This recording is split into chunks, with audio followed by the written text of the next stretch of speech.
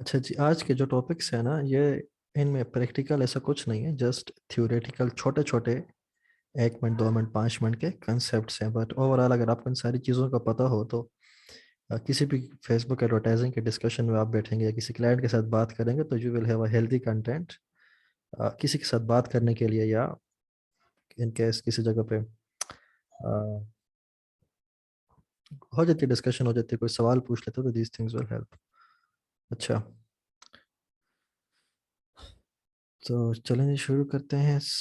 Let's start from, पहले तो ये आ गया हमारे पास क्लिक माइंडेड। यहाँ पे मैंने और मेरे दोस्त ने कुछ एसओपीज़ खरीद रखी हैं। अब एसओपीज़ क्या होती हैं? स्टैंडर्ड ऑपरेटिंग या ऑपरेशन प्रोसीजर्स को कहते हैं एसओपीज़। कोविड में यह टर्म काफ़ी पॉपुलर हुई थी। बहरहाल एसओपीज़ ना एक डिफाइंड प्रोसेस होता है जिसको अगर हम स्टेप बाय स्टेप फॉलो करें या तो चीज़ें आसानी और सहूलियत के साथ चल जाती हैं। फॉर एग्जांपल, एक यहाँ पे एसओपी है, get ready to run paid ads on Facebook, या रेसिपी, या जो दूसरा है launch new Facebook ads campaign.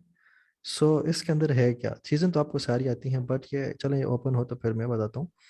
इसके अंदर बेसिकली है ये ना, आप जब इसकी एक्सपोर्ट एस पीडीएफ या गूगल डॉक करें या वट जिस तरह से भी आपको चाहिए, इसको ओपन करें। अब यहाँ देखें, ये है get ready to run paid ads on Facebook. यहाँ एसओपीज ये देने का मेरा मकसद ये है ना, ताकि आपको एक टेम्पलेट मिल जाए कि एसओपीज कैसे लिखी जाती हैं, या आप क्लाइंट के साथ इसको शेयर करना चाहें अपना लोगो वगैरह डाल के कुछ भी करके।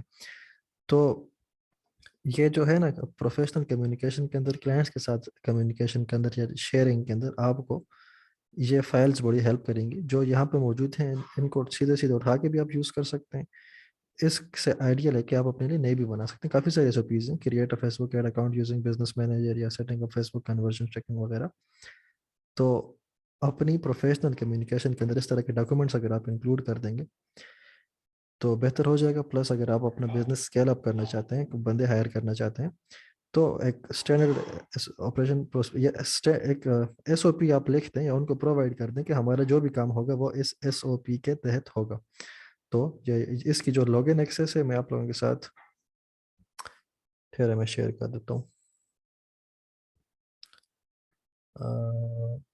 एक सेकंड दीजिएगा मुझे।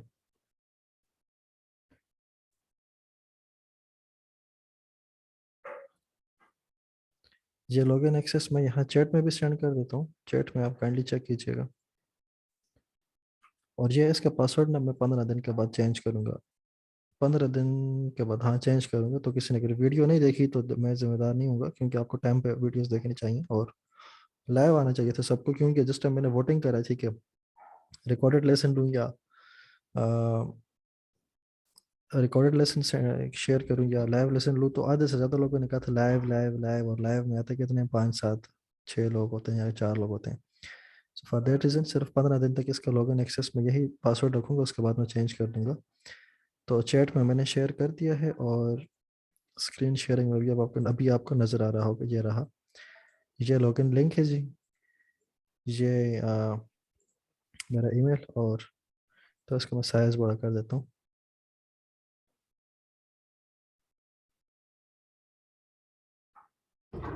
इसका साइज़ कैसे बड़ा होता है?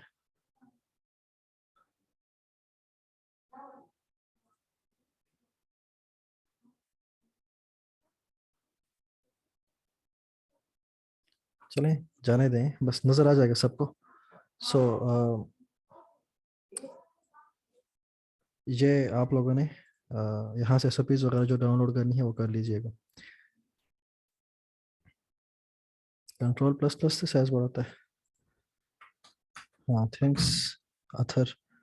तो अभी जी आप इसको क्लियरली देख लें, ये लॉगिन। अच्छा, इसके बाद आते हैं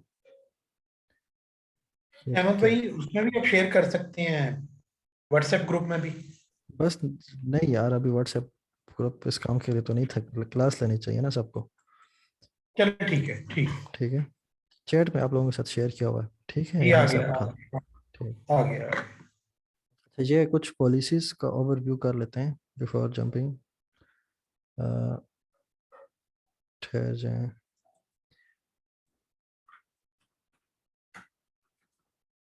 फेसबुक एड पॉलिसीज़ देख लेते हैं।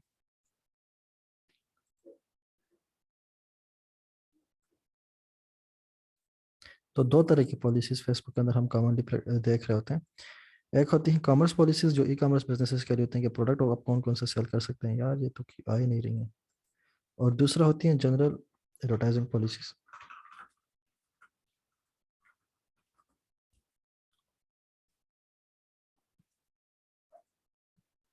चलें पहले मैं आपको कॉमर्स पॉलिसीज़ को गो थ्रू कर देता हूँ शॉर्ट सा, कि अपील कैसा करते हैं किसी चीज़ का, वो तो बाद में कहते हैं। बहरहाल ये चीज़ें देखें कि ये एडवर्टाइज नहीं होती जी पॉलिसी के खिलाफ में। कम्युनिटी स्टैंडर्ड्स, आप यहाँ आएँ पढ़ें कम्युनिटी के स्टैंडर्ड्स क्या हैं, पढ़ लें एक बार। एज एडवर्टाइजर आपकी रिस्पॉन्सिबिलिटी बनती है कि you should be updated about what are the community standards. Community standards तक चले हमारा इतना कोई खास काम है नहीं। बहरहाल हम प्रोडक्ट्स के ऊपर अडल्ट प्रोडक्ट्स आप नहीं सेल कर सकते, और अल्कोहल बेस्ड प्रोडक्ट्स आप नहीं सेल कर सकते जिनके अंदर अल्कोहल मौजूद है। बॉडी पार्ट्स एंड फ्लूइड्स, किसी भी किस्म के इंसान हो या कोई भी जानवर, उनके पार्ट्स आप नहीं सेल कर सकते, ना उनकी बॉडी से निकलने वाला फ्लूइड, फॉर एग्जांपल मिल्क हो गया, ये चीज़ें नहीं सेल कर सकते। Digital media and electronic devices. अच्छा, लिस्टिंग में not promote the buying selling of devices that facilitate and encourage streaming digital content in an unauthorized manner. मतलब डिजिटल मीडिया से मुराद यही जो ऑनलाइन जितनी वीडियोस हैं वेब के ऊपर, इनको अगर कोई सॉफ्टवेयर ऐसा है जो कि इनकी इलीगल स्ट्रीमिंग कराता है, या कोई ऐसा फिजिकल प्रोडक्ट है जो इनकी इलीगल स्ट्रीमिंग कराता है, तो वो आपको अलाउ नहीं है। डिस्क्रिमिनेशन के अंदर यह आ जाता है ना कि अच्छा चलें इधर से पढ़ के बताता हूँ। Listing and commerce manager threads must not wrongfully discriminate or suggest a preference for against people because of personal characteristic. तो लोगों के दरमियान आपने डिस्क्रिमिनेशन नहीं करनी, अलग अलग कैटेगरीज में लोगों को डिवाइड नहीं करना कि तुम काले हो, तुम सफ़ेद हो, तुम फलां शहर में रहने वाले हो, तुम्हारी ज़बान फलां है। मतलब वो जो लसानी और जो जोग्राफियाई तासब होता है या डिफ्रेंशिएशन होती है ना कि इंसान की किसी कैरेक्टर के बेस पे, चाहे वो एज हो, जेंडर हो, उसका मुल्क, नस्ल, कबीला, ज़बान, कुछ भी हो, मज़हब, तो उस बेस पे आपने लोगों के अंदर डिस्क्रिमिनेशन नहीं करनी है आपने प्रोडक्ट्स और एडवर्टाइजिंग के अंदर। ठीक है। बाकी ये डिटेल पढ़ लीजिएगा खुद, इसको आगे ना खुद गो थ्रू करें एक बार, मैं जनरल जान बता रहा हूँ। अच्छा, documents, currency and financial instruments. Listing में नॉट प्रमोट द बाइंग और सेलिंग ऑफ रियल और फेक डॉक्यूमेंट्स। कोई डॉक्यूमेंट्स आप नहीं सेल परचेज कर सकते। करेंसीज, फॉर एग्जांपल क्रिप्टो हो गई या डॉलर हो गया, आप बाय सेल नहीं कर सकते एड्स के थ्रू। फाइनेंशियल इंस्ट्रूमेंट्स, आपने फाइनेंशियल इंस्ट्रूमेंट्स ये होते हैं ना कि जो अगर इकोनॉमिक्स का सब्जेक्ट किसी ने पढ़ा है, मेरे इकोनॉमिक्स स्पेशलिटी तो नहीं है, बहरहाल हमारे एक सब्जेक्ट होता था सॉफ्टवेयर इंजीनियरिंग के अंदर इकोनॉमिक्स का आया था। तो फाइनेंशियल इंस्ट्रूमेंट्स में ना ये बॉन्ड्स वगैरह होते हैं या शेयर्स वगैरह होते हैं, तो ये इस तरह की चीज़ें आप बाय सेल नहीं कर सकते। एंड वर्चुअल करेंसी जो नो द क्रिप्टो करेंसी, आप इस बाय सेल नहीं कर सकते। अच्छा, गैम्बलिंग के मुतालिक कैसीनो होगी या गैम्बलिंग गेमिंग के अंदर होगी, किसी भी तरह की गेमिंग, जुआ, सट्टा, उस तरह की कुछ भी चीज़ आप एडवर्टाइज नहीं कर सकते, ना उससे रिलेटेड प्रोडक्ट आप एडवर्टाइज कर सकते हैं। हैज ये लफ्ज़ मुझे प्रोनाउंस करना नहीं आता है, हैज़र्डस है whatever goods and material. Listing में not promote the buying and selling of this material and substances. ये यार वो मतलब जिन प्रोडक्ट्स से खतरा नहीं होता, फॉर एग्जांपल रेडिएशन जिससे निकल रही हो, या इस तरह जो ये खतरे वाले जो फ्लूइड्स वगैरह हो गए, तो इस तरह के प्रोडक्ट, खतरनाक प्रोडक्ट जिसको आप कह सकते हैं, वो आप सेल बाय नहीं कर सकते। जो एक्सप्लोसिव वगैरह प्रोडक्ट होते हैं या इस तरह के। Human exploitation and sexual services. Listing not promote any form of human trafficking, prostitution, escort और सेक्सुअल सर्विसेज। सेल्फ एक्सप्लेनेटरी, इस तरह की चीज़ें आप नहीं सेल कर सकते। इंजेस्टेबल सप्लीमेंट्स, इंजेस्टेबल सप्लीमेंट्स के अंदर ये आता है ना कि फॉर एग्जांपल विटामिन की गोलियां आ गई, वे प्रोटीन आ गया, जो हम जिम जाते हुए बॉडी बिल्डिंग करते हैं, प्रोटीन वगैरह हम उसके पाउडर बिकते हैं, वेट गेनर्स हो गए, तो या किसी भी तरह का सप्लीमेंट जिसका कोई ना कोई हेल्थ बेनिफिट होता है, या कुछ भी जो खाने की जो चीज़ें हैं ना, वो आप एडवर्टाइज नहीं कर सकते। सप्लीमेंट जिनका मेडिकल एडवांटेज होता है। जॉब लिस्टिंग जो है आप जो नहीं एडवर्टाइज कर सकते। लिस्टिंग ऑन कॉमर्स प्रोडक्ट्स में not promote job opportunities, this job opportunities आप नहीं एडवर्टाइज कर सकते। ठीक है। अच्छा, land animal and animal products. ज़मीन, जानवर और जानवरों से बनी हुई अशवा आप नहीं खरीद सकते। मतलब ज़मीन, बाइंग सेलिंग एनिमल। अच्छा, लैंड, लिस्टिंग में नॉट प्रमोट और बाइंग सेलिंग ऑफ एनिमल्स और animal parts are land in ecological conservation areas. अब उसके एग्जैक्ट मुझे पता नहीं है इकोलॉजिकल कंजर्वेशन एरियाज होते क्या हैं, लेट्स सी देख लेते हैं। अच्छा, प्रोटेक्टेड एरियाज, जो कंजर्व, ठीक है, वो एरियाज जो जिसको हमने कंजर्व रखा हुआ होता है ना, जिसके ऊपर मतलब उसके अंदर कोई जानवर है या दरख्त है जिसके ऊपर पाबंदी लगी हुई है, यहाँ आपने कुछ हरकत एक्टिविटी नहीं करनी, या वहाँ पे बाय एंड सेलिंग अगर वहाँ पे प्रोहिबिटेड है तो आपने उस चीज़ की एडवर्टाइजिंग, उस तरह के लैंड की एडवर्टाइजिंग नहीं करनी। Medical and health care product, simple आसान अल्फाज में जिस भी प्रोडक्ट के अंदर आपको मेडिकल का कुछ आंसर नजर आए या फिटनेस भी जो है ना, फिटनेस भी नजर आए, उस क्लाइंट का काम करें ही ना उस निश के अंदर जाएं। फेसबुक नहीं अलाउ करेगा। मिसलीडिंग, वायलेंट एंड हेटफुल चीज़ें नहीं करें, सेल्फ एक्सप्लेनेटरी है। मतलब जंग हो गई, वार हो गया, जिसके अंदर भी कुछ चीज़ आप मिसलीड कर रहे हैं किसी को, या जंग को मुताला किया, हेट है किसी के बारे में, मजहबी जुनूनियत वगैरह, उस तरह की चीज़ें आप नहीं डाल सकते। No item for sale. अच्छा, लिस्टिंग ई कॉमर्स के अंदर आप जो चीज़ें सेल कर रहे हैं तो वो वेबसाइट के ऊपर आपकी फॉर सेल होनी चाहिए। अब ये नहीं होना चाहिए कि फॉर से वेबसाइट पे जाएं तो वो चीज़ खरीदारी के लिए अवेलेबल ही नहीं है और आप यहाँ पे ऐड चलाई जा रहे हैं उसके। तो जो चीज़ आप एडवर्टाइज कर रहे हैं वो बाय करने के लिए आपकी वेबसाइट पे अवेलेबल होनी भी चाहिए। Prescription products, drug para what ever, prescription drugs जो होती हैं ना, जो डॉक्टरों ने जो दवाइयाँ आपके लिए लिखी हुई होती हैं, तो वो आप नहीं सेल कर सकते। ड्रग एंड दवाई मतलब वही सेम चीज़। ड्रग का मतलब यहाँ वो हेरोइन चरस नहीं है। यूएस में चूंकि पॉलिसीज लिखी गई हैं, तो ड्रग्स का मतलब दवाई होता है। तो हाँ, नशावर अद्वियात, चरस, हेरोइन तो खैर हम बेच ही नहीं सकते यहाँ पे। बहरहाल जो दवाइयाँ हैं वो भी नहीं बेच सकते। रिकॉल प्रोडक्ट्स, लिस्टिंग में नॉट प्रमोटेड बाइंग और selling of recall products. Recall products वो होते हैं ना जो फॉर एग्जांपल एक कंपनी कोई चीज़ रिलीज कर देती है, उसके अंदर कोई फॉल्ट आ जाता है, ठीक है ना, अब वो रिकॉल्ड प्रोडक्ट है। जब मुझे लगता है सैमसंग का एक फ़ोन आया था, सैमसंग गैलेक्सी 7 था या नोट 7, समथिंग लाइक दैट, तो उसमें आग लग जाती थी। फिर कंपनी ने वो प्रोडक्ट्स रिकॉल किया कि आप वापस भेजें, हम इसको फिक्स कर देंगे। इस तरह कुछ गाड़ियों के अंदर फॉल्ट आ जाते हैं, कंपनीज उनको रिकॉल करती हैं कि आप हमें वापस भेजें, हम आपको फ्री में ठीक कर देंगे। तो उस तरह के अगर कंपनी ने एक प्रोडक्ट रिकॉल किया हुआ है ना, तो आप उसको नहीं एडवर्टाइज कर सकते। हाँ, अब कोई ये कहे यार मैंने तो किया था या फलाम बंदा ने तो किया था, ठीक है उसने कर लिया था, फेसबुक के हत्थे वो चढ़ा नहीं, या फेसबुक को पता नहीं था यार रिकॉर्ड प्रोडक्ट है, या समहाउ डिटेक्ट नहीं हुआ कि ये रिकॉर्ड प्रोडक्ट है। एज सुन एज फेसबुक की रिव्यू टीम को पता चल के कि ये रिकॉर्ड प्रोडक्ट है, भले ही आपका ऐड 10 साल चला हुआ हो, वो दरमियान में आके उसको सस्पेंड कर देगी। सर्विसेज आप नहीं सेल कर सकते। अच्छा, ये ई कॉमर्स जनरल आप सर्विसेज एडवर्टाइजिंग पर सर प्लेटफॉर्म पर सेल कर सकते हैं, लेकिन जो ई कॉमर्स के ऐड होते हैं, प्रोडक्ट एड्स होते हैं ना, वहां पे आप सर्विसेज नहीं सेल कर सकते। ठीक है, क्योंकि हम कॉमर्स पॉलिसीज पढ़ रहे हैं, एडवर्टाइजिंग पॉलिसीज नहीं है ये, वो मैं आपको अलग से मैं बताता हूँ। Sexually position products. अच्छा, ये सर्विसेज में किया गया, जैसे आप फेसबुक पे आपको मैंने कैटलॉग बनाना बताया था। अब उस कैटलॉग के अंदर आप अगर सर्विसेज डाल दें या कोर्सेज डाल दें, डिजिटल कोर्सेज वगैरह डाल दें, तो वो चीज़ें ना उस कैटलॉग के अंदर आ तो जाएंगी, प्रोडक्ट तो आ जाएगा, लेकिन वो पॉलिसीज के खिलाफ है। तो ई कॉमर्स की जो एडवर्टाइजिंग है उसके अंदर आप सर्विसेज ना डालें। सेक्सुअली पोजिशन प्रोडक्ट्स, लिस्टिंग में नॉट पोजिशन प्रोडक्ट्स और services in sexually suggestive manner, जहाँ पे स्किन ज़्यादा एक्सपोज हो रही हो, या जो गेट था आइडिया, उस तरह की चीज़ें आप नहीं सेल कर सकते। स्टोलन गुड्स, चोरी की अशिया नहीं सेल कर सकते। सब्सक्रिप्शन एंड डिजिटल प्रोडक्ट्स, ये कॉमर्स की हम बात कर रहे हैं। जब ई कॉमर्स सर्फेसेस पे आप फेसबुक की चीज़ें सेल करें, फेसबुक शॉप, इंस्टाग्राम शॉप, या फेसबुक कैटलॉग एड्स वगैरह हो गए जो ई कॉमर्स के एड्स हैं, तो वहाँ पे आप सब्सक्रिप्शंस भी नहीं सेल कर सकते, डिजिटल प्रोडक्ट्स भी नहीं सेल कर सकते। वो सिर्फ सिर्फ और सिर्फ फिजिकल प्रोडक्ट्स आप सेल कर सकते हैं।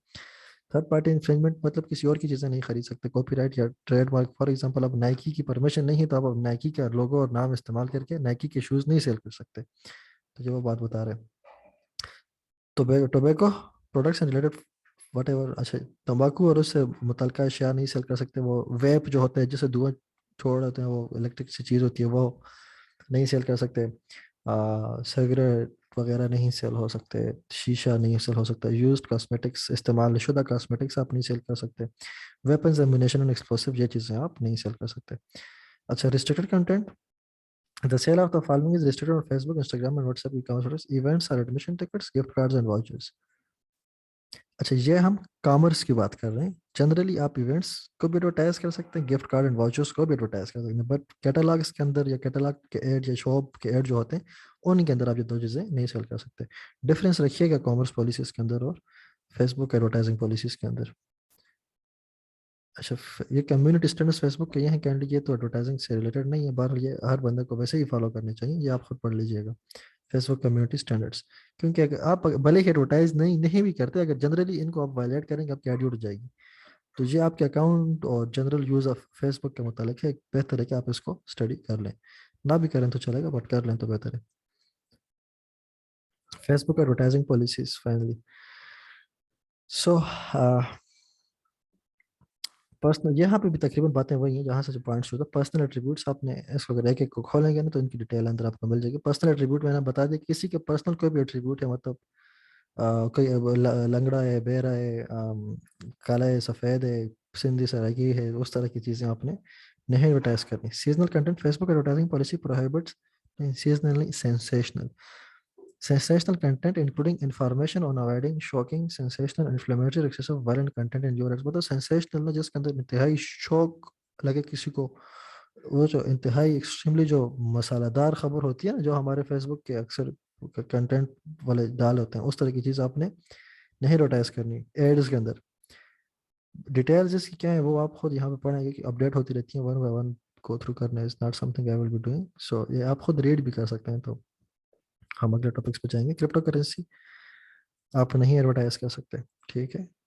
Crypto currency products and services including information about eligibility and ads about crypto currency. Even crypto currency की इन्फॉर्मेशन भी आप नहीं एडवर्टाइज कर सकते। तो क्रिप्टो के अक्सर आजकल जो है हार्ड चल रही है ना, तो क्रिप्टो के अक्सर लोग आते हैं कि हमारे क्रिप्टो नीच के अंदर कोई चीज़ है, ये सेल करके दो, टेलीग्राम ग्रुप प्रमोट कर दो या वट एवर। तो उस तरह के आप काम ही ना लें, क्योंकि फेसबुक बैन लगा देगा। डेटिंग से मतलब आप प्रोडक्ट्स नहीं सेल कर सकते या एडवर्टाइज कर सकते हैं। ये प्रोडक्ट्स की बात नहीं है, यहाँ पे सर्विसेज और प्रोडक्ट्स दोनों की बात हो रही है। फेसबुक पे इस तरह का कुछ भी आप एडवर्टाइज नहीं कर सकते। Drug and alcohol addiction treatment centres, अच्छा ड्रग और अल्कोहल के जो रिहेबिलिटेशन सेंटर होते हैं उनको ट्रीट करते हैं, वो आप नहीं एडवर्टाइज कर सकते। ऑनलाइन गेमिंग एंड गैम्बलिंग आप नहीं एडवर्टाइज कर सकते। पर्सनल हेल्थ, वही हेल्थ और फिटनेस का मैंने कहा, उससे रिलेटेड कुछ भी आप नहीं एडवर्टाइज कर सकते। सोशल इश्यूज, इलेक्शन और पॉलिटिक्स, हाँ सोशल इश्यूज के बारे में, इलेक्शन और पॉलिटिक्स के बारे में आप एडवर्टाइजिंग नहीं कर सकते। ये वाला पॉइंट जब वो डोनाल्ड ट्रंप का इलेक्शन हुआ था ना, तो वहाँ पे फेसबुक पे काफ़ी बातें आ गई थी, तो उसके बाद ये वाला आया था। तो सोशल इश्यूज और इलेक्शन वगैरह, पॉलिटिक्स वगैरह पे एडवर्टाइज आप नहीं कर सकते। Additional policies that may apply to your ad, Facebook ads, Instagram commerce. बाकी ना ये कॉमर्स की पॉलिसी सबसे ज़रूरी थी, तो ये बाकी आप जो है अलग अलग करके आप खुद रीड कर लीजिएगा पॉलिसीज। ना भी अगर आप पॉलिसीज पढ़ें, जो मैंने मोटी मोटी आप बातें आपको बता दी हैं, तो ये ना मोर देन इनफ है। बट फिर भी if you want to go deep and go another level, तो आप ये डिटेल में पढ़ सकते हैं। ना भी पढ़ें तो कोई मसला नहीं। अच्छा जी, नेक्स्ट टॉपिक पे आते हैं। ये भी हो गया। अच्छा, परफॉर्मेंस एड्स एंड क्रिएटिव्स किस तरह बनते हैं, अच्छे एड्स किस तरह बनाने हैं, इसके लिए कोई अब ग्राफिक डिजाइनर तो आपने बनना है नहीं कि अलग से जाके आप ग्राफिक डिजाइनिंग सीखें। वीडियो एड्स हम बनाते नहीं हैं, ठीक है। मैं मेरी सर्विसेज वगैरह आप देखें, वीडियो एड ऑफर नहीं करते, क्योंकि वो हमारा काम नहीं है ना। सो उस वजह से वीडियो एड्स को तो आप बनाए ही ना। अगर क्लाइंट ने बनाने हैं तो क्लाइंट को बोलो मुझे वीडियो एड ला के दो। एग्जांपल्स के लिए उसको आप वो बैंड्स ऑफ एड्स वेबसाइट बता दें, जो मैंने आपको ड्रॉप शिपिंग वाले लेक्चर में बताई थी, bandsofeads.com।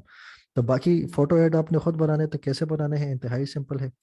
कैनवा का प्रीमियम लें, फोटो का साइज रखें 1080 इंटू 1080। यहाँ पे अगर आप साइज में आपको बता सकूँ, ये देखें साइज 1080 इंटू 1080 स्टैंडर्ड साइज होता है स्क्वायर का। और जो यहाँ पे आप एक चीज़ बना लें जब ना, तो ये देखें बेतहाशा आपको यहाँ पे टेम्पलेट्स मिल जाएंगे। फॉर एग्जांपल मैं एडवर्टाइज करने जा रहा हूँ अपनी फेसबुक एड्स की सर्विस। फेसबुक एड्स में यहाँ सर्च कर लेता हूँ। चलो वो तो है नहीं, टेम्पलेट्स के अंदर फेसबुक एड्स तो नहीं है, एड्स में लिख देता हूँ। या सोशल मीडिया मार्केटिंग इस तरह कुछ मैं जो लिखूंगा ना, तो सोशल मीडिया मार्केटिंग, काफ़ी सारे आप यहाँ पे, नहीं मैं गलत जगह पे हूँ, सॉरी। सोशल मीडिया मार्केटिंग हम सर्च कर देते हैं, या डिजिटल एडवर्टाइजिंग, डिजिटल मार्केटिंग, देखें काफ़ी सारी टेम्पलेट्स मिल जाती हैं। These things work. ये उठा लें, पहले तो इसको अपनी मर्जी से डिज़ाइन कर दें, जितने भी आपने बनाने हैं। जो मेरे एड्स आप देखते रहे ना मेरे फेसबुक पेज के, तो सारे मैं यहीं पर डिज़ाइन करता था। फिर हमेशा यही करें कि जब आप यहाँ पे इसको बना लें, तो एक बनाएं, फिर इसके से डुप्लीकेट बनाएं या न्यू यहाँ से बनाएं। मल्टीपल जब आप बना लेंगे बहुत सारे, इसको मैं यार ठीक है ना, उसके बाद आपने क्या करना है, रीसाइज करना है। रीसाइज में आके यहाँ आप करें, इसको सेलेक्ट करेंगे, फेसबुक इंस्टाग्राम स्टोरी करते हैं, कोई या योर स्टोरी कुछ भी करें। साइज इसका एक ही होना, 1080 इंटू 1920, जिसके भी साइज है 1080 इंटू 1920 याद रखिएगा। Copy and resize. क्या हो गया, अच्छा ये देखें, ये आगे दूसरा पेज लोड हो गया ना। सो डिज़ाइन आपने एक ही बार किया, अब यहाँ पे क्या हुआ, वही सेम कंटेंट के साथ यहाँ पे आ गया स्टोरी का साइज है। आपने यहाँ थोड़ी सी क्या मॉडिफिकेशन करनी है कि इसका साइज सब बड़ा किया थोड़ा सा, ठीक है। ये चीज़ ऐसे ऊपर ले गए, इसको इसको ना स्टोरी के मुताबिक इसको कंटेंट सेंटेंट सारा वही रखें, थोड़ा सा इसको मॉडिफाई कर लें। शिफ्ट क्लिक के साथ मल्टीपल चीज़ें सेलेक्ट हो जाती हैं, ठीक है। ये बस जनरल आइडिया मैं आपको दे रहा हूँ, बाकी इस तरह का आप साइज इसके चेंज कर लें, ठीक है ना, ताकि वो स्टोरी के हिसाब से। ये लें जी, जैसे भी आपको ठीक लगे तो आप उसको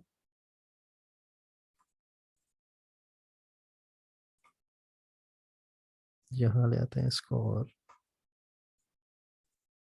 इसे भी यहाँ ले आते हैं, थोड़ा साइज बड़ा कर देते हैं। तो अ, ये जब आप ऐड चलाएंगे, वो मैंने आपको बताया था कि कैसे ही एक जगह पे आप पोस्ट और स्टोरी और फोटो इकट्ठे लगा सकते हैं एक ही ऐड के अंदर, बताया था।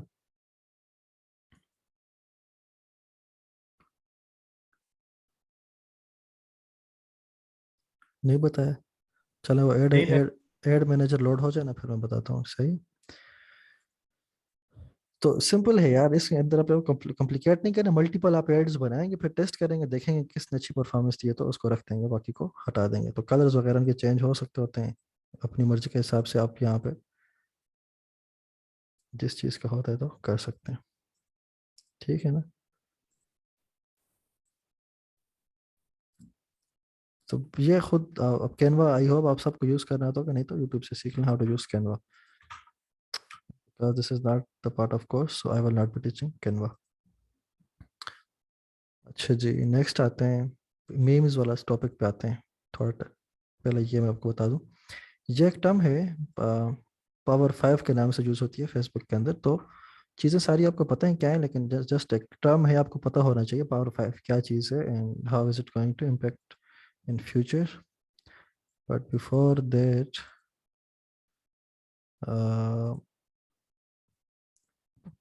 चलिए वो लोड होता रहे, मैं यहाँ आपके पावर 5 के ऊपर बात कर लेते हैं।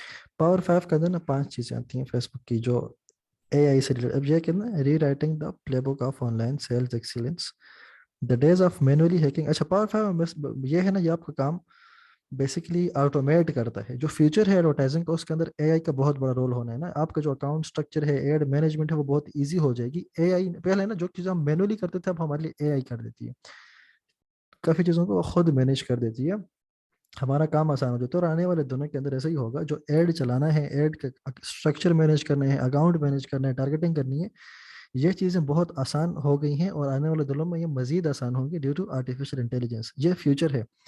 तो जब ये चीज़ें आसान होगी, one one might ask the question, तो फिर एडवर्टाइजर्स बहुत हो जाएंगे, हमारा काम कम हो जाएगा? नहीं, फिर आने अभी भी हो, अभी भी ऐसा है, और आने वाले वक्त में भी ऐसा होगा कि फिर जो ज़्यादा प्रेफरेंस मिलती है ना, जो ज़्यादा जोर होता है, वो होता है आपके ऐड क्रिएटिव का, आपने डिज़ाइन कैसे किया है, आपका फोटो है या वीडियो है, वो कितनी अच्छी अटेंशन ग्रैब करती है। क्योंकि ये चीज़ें, अकाउंट ऐड बनाना, स्ट्रक्चर मेंटेन करना तो सबके लिए आसान हो गया ना, लेकिन एक ऐड बनाना, अच्छा ऐड बनाना, एंगेजिंग ऐड बनाना, वहां पे तो स्टिल क्रिएटिविटी चाहिए आपकी, कॉपी राइटिंग है आपकी, वहां पे स्टिल क्रिएटिविटी की ज़रूरत है। तो अगर आप अपने कंपटीशन को compete करेंगे तो उस बेस पे करेंगे। पहले वक्त में हम अपने टेक्निकल स्किल की बेस पे बड़ी आसानी से अगले को compete कर देते थे, लेकिन अब टेक्निकल स्किल के साथ साथ आपको जो विजुअल क्रिएटिविटी है, एंगेजमेंट है, वो आपको हाई रखना पड़ेगी। अच्छा, पावर 5 के अंदर ये 5 चीज़ें आती हैं। डायनामिक एड्स, मैंने आपको डायनामिक एड्स बता दिए थे ना, ये भी, कि कैसे हम बताए थे डायनामिक एड्स, क्या नहीं बताए?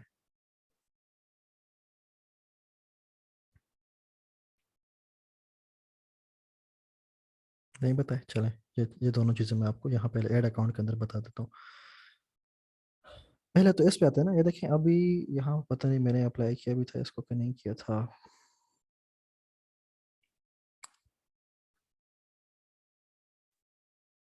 ये बाद बाद वाले एड्स में मैं इसको अप्लाई करता था, इसमें भी शायद किया था या नहीं, चलो देख लेते हैं।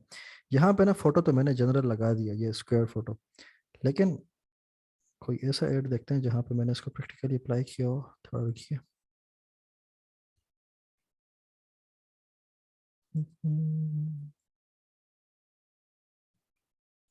यहाँ पे भी नहीं किया था।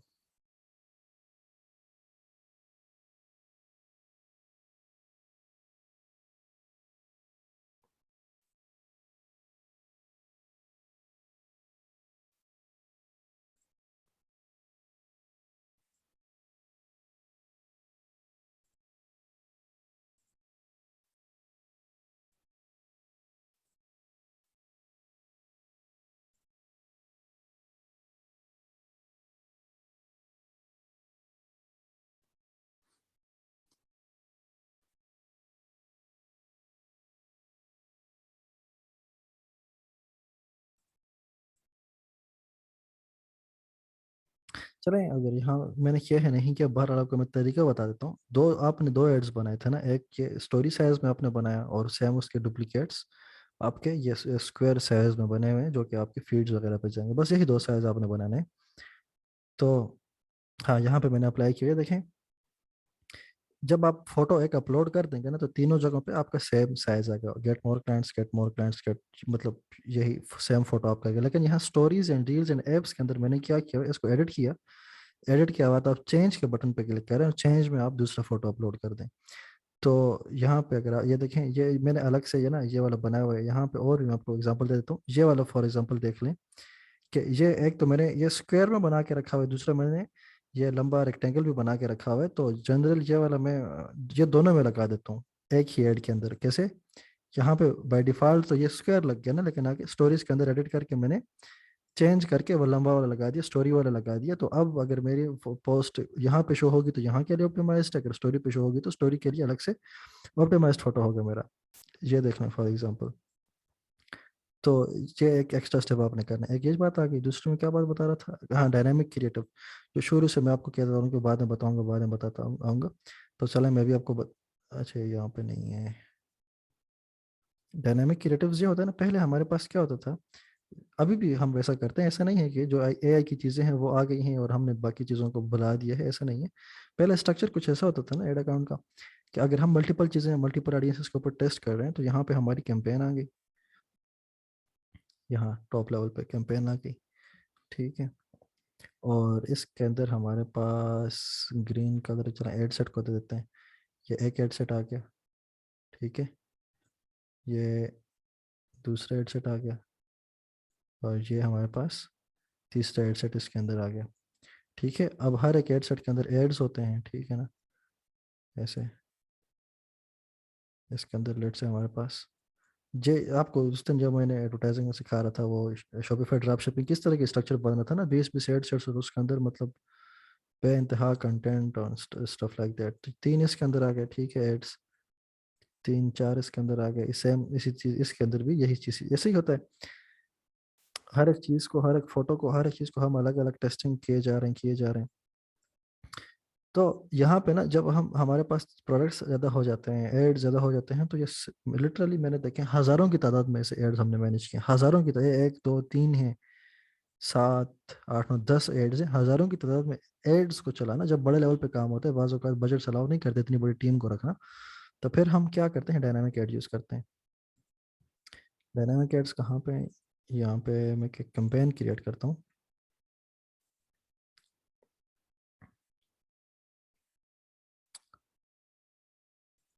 सो डायनामिक एड्स ना यहाँ से ऑन होते हैं, यहाँ से हमेशा ऑन करना है dynamic creative. Ad set level के ऊपर आप इसको ऑन करेंगे। ठीक है। जब आप एड सेट के लेवल पे इसके ऊपर आपने ऑन कर दिया ना, आप यहाँ पे आते हैं एड लेवल पे। एड लेवल पे जब आप आएंगे, मैंने ये एक प्राइमरी टेक्स्ट डाला, ASDS। अब वो कहता है एक और भी डाल सकते हो, एड ऑप्शन। तो कितने प्राइमरी टेक्स्ट में डाली जा रहा हूँ, देखें 5 तक मुझे लगता है ये ऑप्शन देता है। प्राइमरी टेक्स्ट आप जानते हैं ना, जो फोटो के ऊपर वाली कैप्शन होती है उसको प्राइमरी टेक्स्ट बोलते हैं। 5 मैंने डाल दिए, 5 प्राइमरी टेक्स्ट मुझे डालने की इजाजत दे रहे हैं। वरना अगर दूसरी सूरत में मैंने अगर 5 अलग अलग प्राइमरी टेक्स्ट डालने होते तो मुझे 5 अलग अलग एड बनाने पड़ते थे पहले, जब तक ये डायनामिक क्रिएटिव नहीं आया तो हम ऐसे ही करते थे। अब 5 अगर डायनामिक एड मुझे बनाने ना, यहाँ पे अलग टेक्स्ट, यहाँ पे अलग टेक्स्ट, यहाँ पे अलग टेक्स्ट, यहाँ पे अलग टेक्स्ट, यहाँ पे अलग टेक्स्ट में डालूंगा। बट डायनामिक क्रिएटिव ने क्या किया, वो कह रहे एक ही एड के अंदर सबको डाल दो। ठीक है। हेडलाइंस कितनी, इसी तरह हम 10 हेडलाइंस अलग अलग हेडलाइन डाल सकते हैं अगर अलग अलग बातें लिखना चाहते हो। ठीक है। सेम चीज़ डिस्क्रिप्शन के लिए है। हाँ, वेबसाइट यूआरएल आपकी एक ही होगी या मल्टीपल नहीं होगी, ठीक है ना। डिस्प्ले लिंक पे एक ही होगी। हाँ, और कंट्री कोड यार ये नई चीज़ बनाई, इसको हटाएं। कॉल टू एक्शन भी आप मल्टीपल यूज़ कर सकते हैं। एक में प्लान नाउ किया, दूसरे में आपने कॉन्टेक्ट अस किया, तीसरे में आपने शॉप नाउ किया, फॉर एग्जांपल। सही है ना। अब ये कितने, अगर ये सारा डाटा मैंने एडवर्टाइज करना है, तीन हेडलाइंस हैं, पांच, तीन हेडलाइंस, पांच, ये क्या, तीन हेडलाइंस, पांच प्राइमरी टेक्स्ट, तीन कॉल टू एक्शन, कितनी कॉम्बिनेशन, कितने ऐड हमें बनाना पड़ते हैं? 5 × 3 × 5 हमें। यार ये माइक ऑफ कर दो।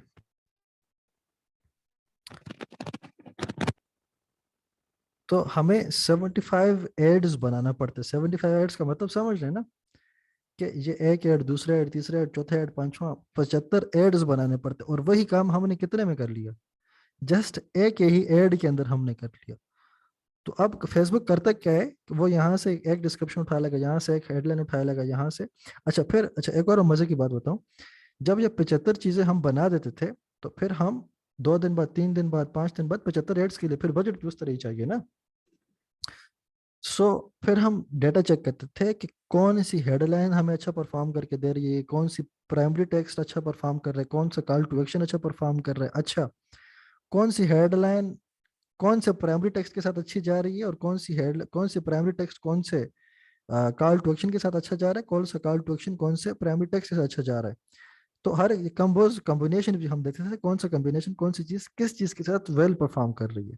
तो कितना बड़ा, एक तो अकाउंट स्ट्रक्चर मैनेज करना हो गया, अकाउंट मैनेज करना, एड्स मैनेज करना हो गया। फिर जब आप डेटा एनालिसिस करते थे तो वो खप अलग से होती थी।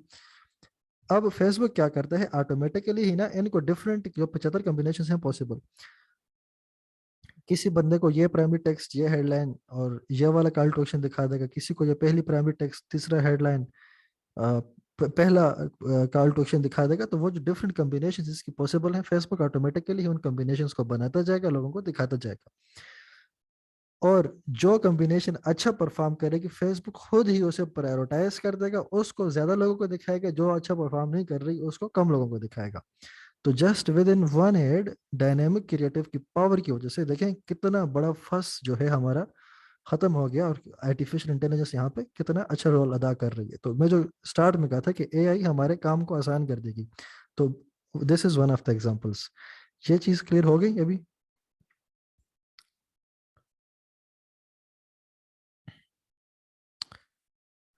ठीक, सही है जी। अच्छा, पावर 5 की हम बात कर रहे थे, तो ये डायनामिक एड्स क्लियर हो गए। अब आते हैं auto advanced match making. Match making उस दिन मैंने आपको कहा था कि यहाँ पे वो ऑप्शन खत्म हो गया है, पहले नहीं चलें, कहीं पे है कहीं पे नहीं है। हाँ, अभी यहाँ पे है। उस दिन जो मैं दूसरे ऐड अकाउंट के अंदर चला रहा था, ये ऑप्शन नहीं था, अगर आपको याद हो। मैंने कहा था अगर आप जहाँ पे अगर कोई ऑडियंस चूज करते हैं, फॉर एग्जांपल बास्केटबॉल, शॉपिफाई वाले में बताया था, अगर एक एक एड सेट लगाना था ना, अगर इसकी ऑडियंस 1 मिलियन से कम है, तो आपने यहाँ पे इसको क्लिक कर देना है। लेकिन उस एड अकाउंट के अंदर, अभी भी आप वीडियो वापस जाके देखें, उस वाले एड अकाउंट के अंदर ये डिटेल टारगेटिंग एक्सपेंशन का ऑप्शन नहीं था। तो ये ऑप्शन फेसबुक अभी खत्म कर रहा है, आहिस्ता आहिस्ता करके। किसी अकाउंट में खत्म हो चुके, किसी में अभी मौजूद है। ठीक है, इस पुराना अकाउंट है, यहाँ पे ये ऑप्शन है। नए अकाउंट्स में ऑप्शन नहीं होगा। एडवांस मैच मेकिंग पहले ये होती क्या है वो समझा देता हूँ।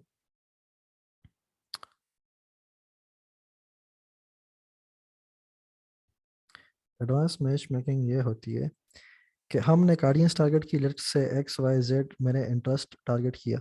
बल्कि यहाँ पे मैं आपको बता देता हूँ, इतना लंबी जाने की ज़रूरत नहीं है। ऑडी के जो लोग इंटरेस्ट रहते हैं ऑडी में, वो लोगों को हम टारगेट करते हैं। कितने लोग हैं पाकिस्तान के अंदर? 3.5 मिलियन लोग हैं, ठीक है ना।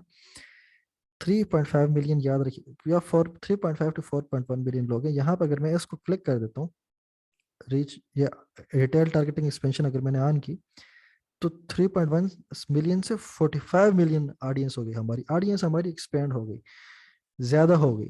तो इसका कंसेप्ट ये है ना, let's say X Y Z हमारी ऑडियंस है,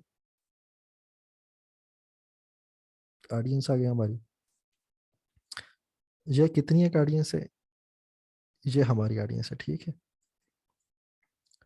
और इसके अंदर वो लोग हैं जो एक्स वाई जेड के अंदर इंटरेस्ट रखते हैं, जो हमारी टारगेटेड ऑडियंस है। जब हम एडवांस मैच मेकिंग का ऑप्शन ऑन करते हैं ना, तो यही ऑडियंस क्या हो जाती है, फैल के इतनी हो जाती है।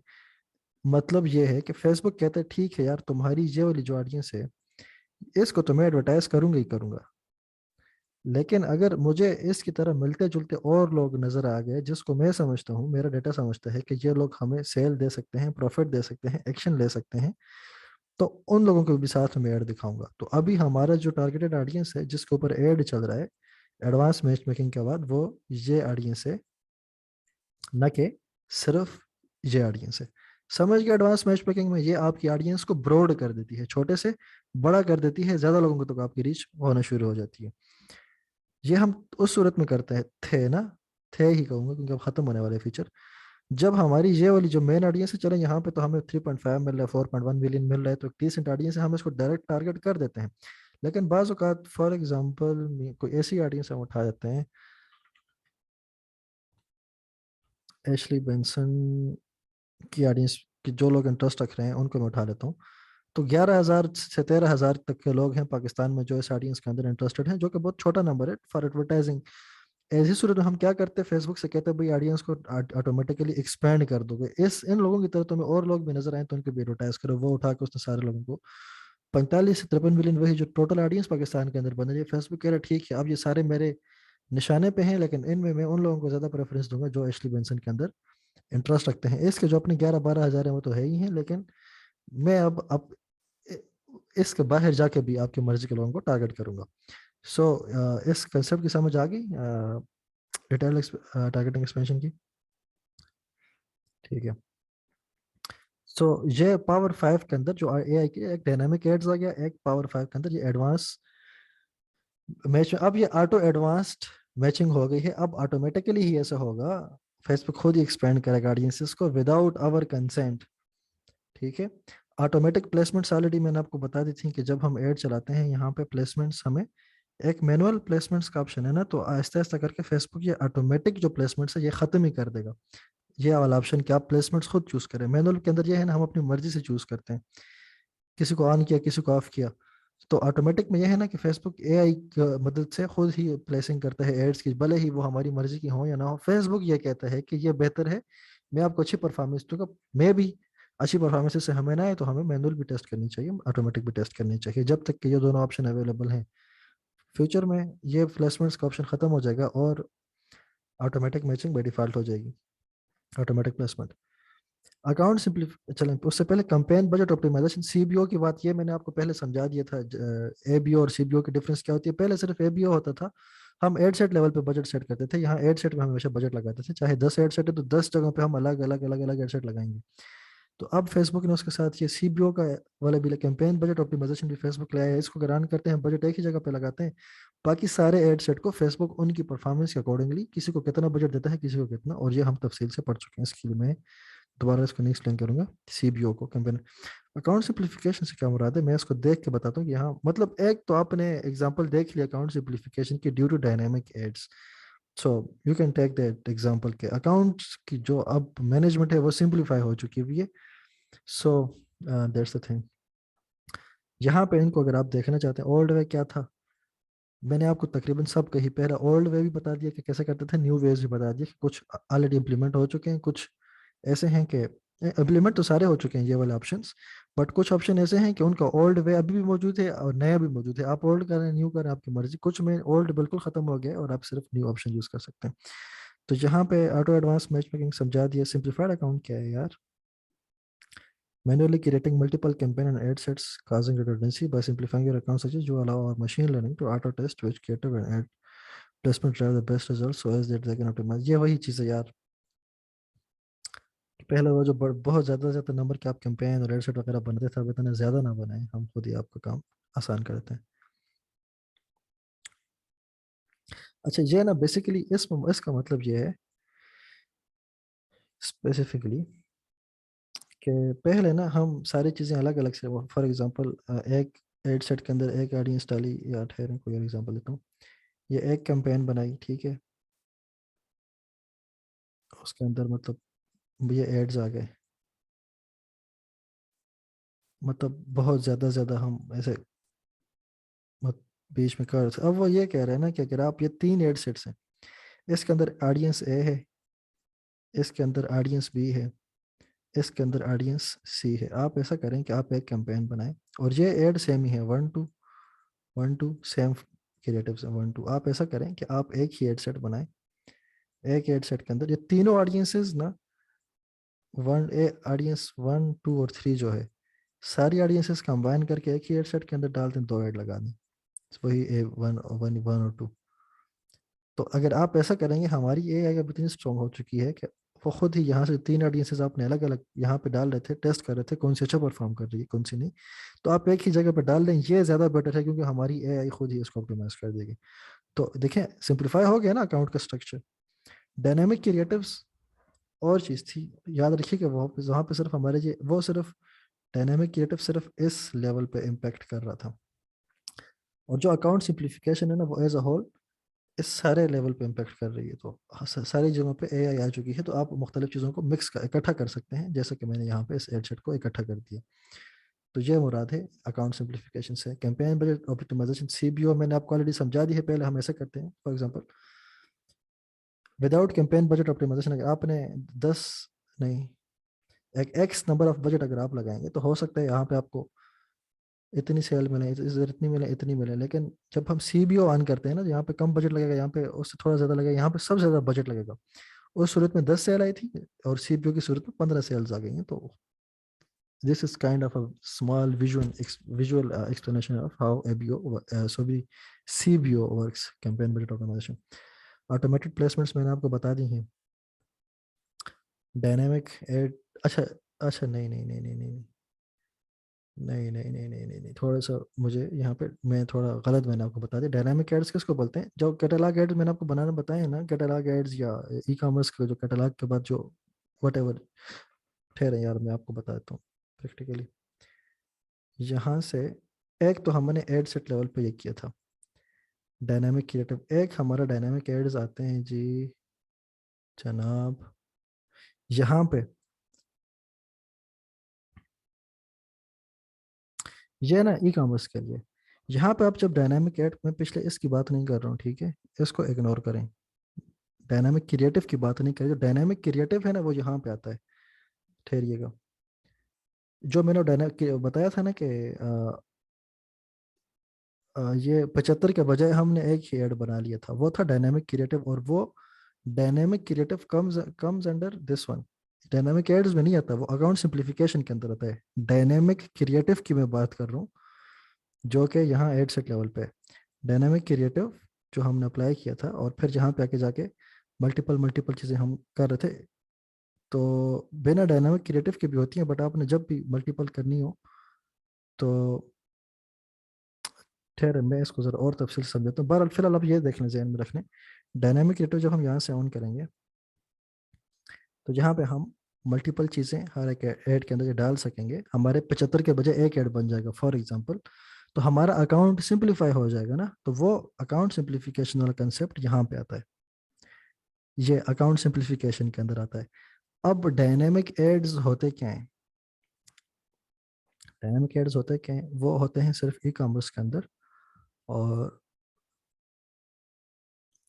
थियोरेटिकल उसका कंसेप्ट ये है कि पहले जब हम कैटलॉग एड्स चलाते थे प्रोडक्ट्स के, तो हम एक सीक्वेंस ऑफ प्रोडक्ट्स खुद डिफाइन करते थे कि पहले ये प्रोडक्ट हमारे कैरोसेल के अंदर जाएगा, दूसरा ये प्रोडक्ट जाएगा, तीसरा ये जाएगा, चौथा ये जाएगा। जब डायनामिक एड्स जब आ गए, तो डायनामिक एड्स जब यहाँ से हम इसको चला देते हैं ना, तो very your add creative and destination based on each persons likelihood of responding. तो फेसबुक की AI को पता है कि ये प्रोडक्ट कौन सा है, इसकी कैटेगरी क्या है, दूसरे प्रोडक्ट की पता है, तीसरे की भी पता है। तो ये हर एक प्रोडक्ट को ऑप्टिमाइज करके उस बंदे को दिखाएगा, जो फेसबुक को पता है यार ये वाला बंदा शूज में इंटरेस्टेड है, तो उसको शूज खुद ही दिखा देगा। फेसबुक को पता है ये वाला बंदा शर्ट्स में इंटरेस्टेड है, तो उसको शर्ट्स पहले खुद ही दिखा देगा। हमें प्रोडक्ट की प्लेसमेंट मैनुअली करने की जरूरत नहीं है, फेसबुक हर बंदे के अकॉर्डिंगली उसकी मर्जी का प्रोडक्ट उसको दिखाएगा। तो ये है डायनेमिक एड्स। यहाँ पे अगर हम फिर से इसकी थोड़ी सी एक्सप्लेनेशन करें, तो ऑटो एडवांस मैच मेकिंग आपको पता चल गया, campaign budget optimization, automated placement, तो ठीक है।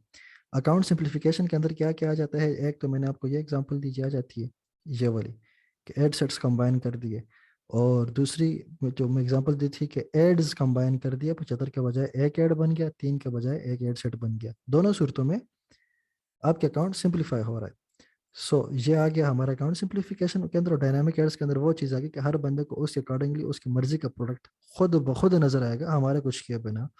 तो वो होते हैं हमारे डायनामिक एड्स। तो ये पावर 5 का कंसेप्ट आपको क्लियर होगा कि पावर 5 के अंदर क्या क्या चीज़ें हैं।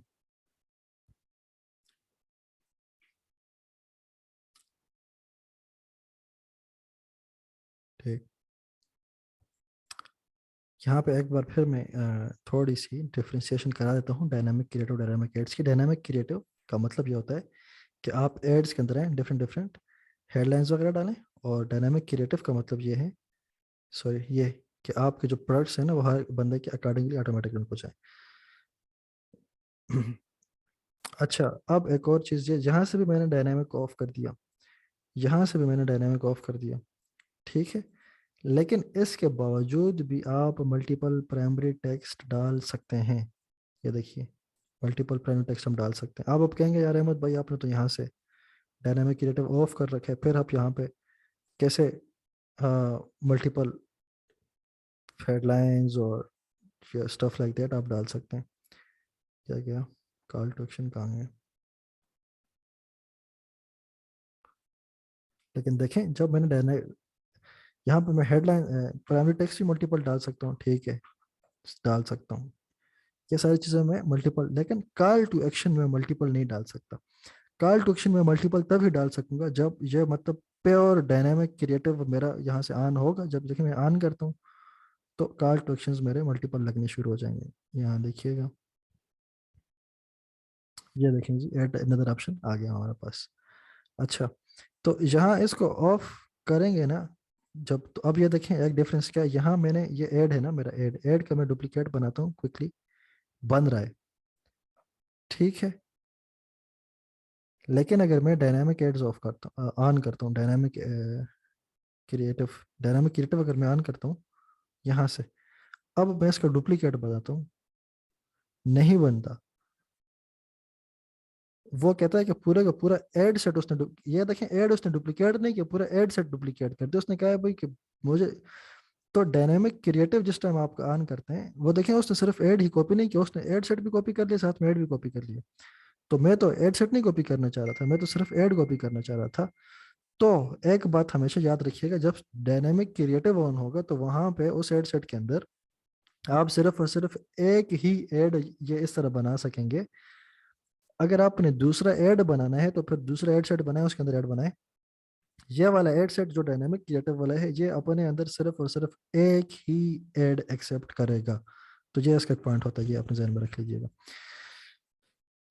चलें जी आगे जाए, आगे चीज़ें इजी हैं। अच्छा, ये एक इंटरनेशनल कॉन्फ्रेंस होती है दुनिया भर में, एड वर्ल्ड कॉन्फ्रेंस के नाम से। हर साल के अंदर 2 होती हैं। इसका टिकट जितनी जल्दी आप खरीदेंगे उतना आपको सस्ता पड़ेगा, जैसे जैसे दिन गुजरते जाएंगे महंगा होता जाता है। तो जैसे ही एक कॉन्फ्रेंस खत्म होती है ना, मैं अगले दिन नया टिकट खरीद लेता हूँ, मुझे 27 से 37 डॉलर के अंदर पड़ जाता है। तो फिर आखिरी दिनों में ये 200, 180, 300 डॉलर तक भी इसका रेट चला जाता है। बहरहाल, एड वर्ल्ड कॉन्फ्रेंस के नाम से आप सर्च करें गूगल पे, खाम खा सर्च करें, देखें है क्या चीज़। मैंने तो चला अगला टिकट खरीद रखा हुआ है ऑलरेडी। एड वर्ल्ड कॉन्फ्रेंस मई के अंदर वापस जब होने जा रही है, तो थोड़ा मैं इसको ओवरव्यू आपको देता हूँ। जितनी जल्दी सीट बुक कराएंगे उतनी सस्ती पड़ेगी भाई। अभी 164 में चल रहा है, तो मैंने जल्दी खरीद ली थी, 130, सॉरी $37 में मुझे अराउंड पड़ गई थी। और ये सूरत में उस मज़े में नहीं रहना कि सस्ती होंगी, ये महंगी होती हैं, सस्ती नहीं होती हैं। अच्छा, इसके तो चल आगे का है ना, ये जब चलती है ना, world largest online advertising event, ठीक है। मार्केटिंग और एडवर्टाइजिंग का आप समझ लें कि यहाँ से खजाना होता है। ये वाली जो कॉन्फ्रेंस होती है 3 दिन होती है, सैकड़ों, दर्जनों नहीं तो सैकड़ों नहीं तो दर्जनों स्पीकर इसमें बात कर रहे होते हैं, और वो स्पीकर मैं आपको बताता हूँ कौन है। और 3 दिन चलती है, और इसका 1 हफ्ते तक इसकी रिकॉर्डिंग्स रहती है, 1 हफ्ते के बाद ये बंद कर लेते हैं। और दूसरा ये नहीं है कि आप इसका एक टिकट खरीदने के 10 बंदे देखेंगे, ऐसा नहीं होता है। ये इस का जो अकाउंट है, एक ही टाइम पर एक ही बंदा लॉगिन करता है। जब दूसरा बंदा लॉगिन करेगा ना, पहला खुद ब खुद लॉग आउट हो जाएगा। तो वन हेड, वन टिकट पर, सॉरी यार वो मेरा डिस्कनेक्ट हो गया था। अभी मेरी स्क्रीन शेयर हो रही है वापस?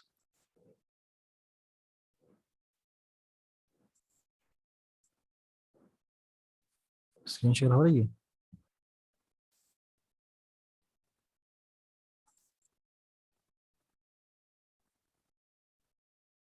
हेलो भाई, मेरी स्क्रीन शेयर हो रही है?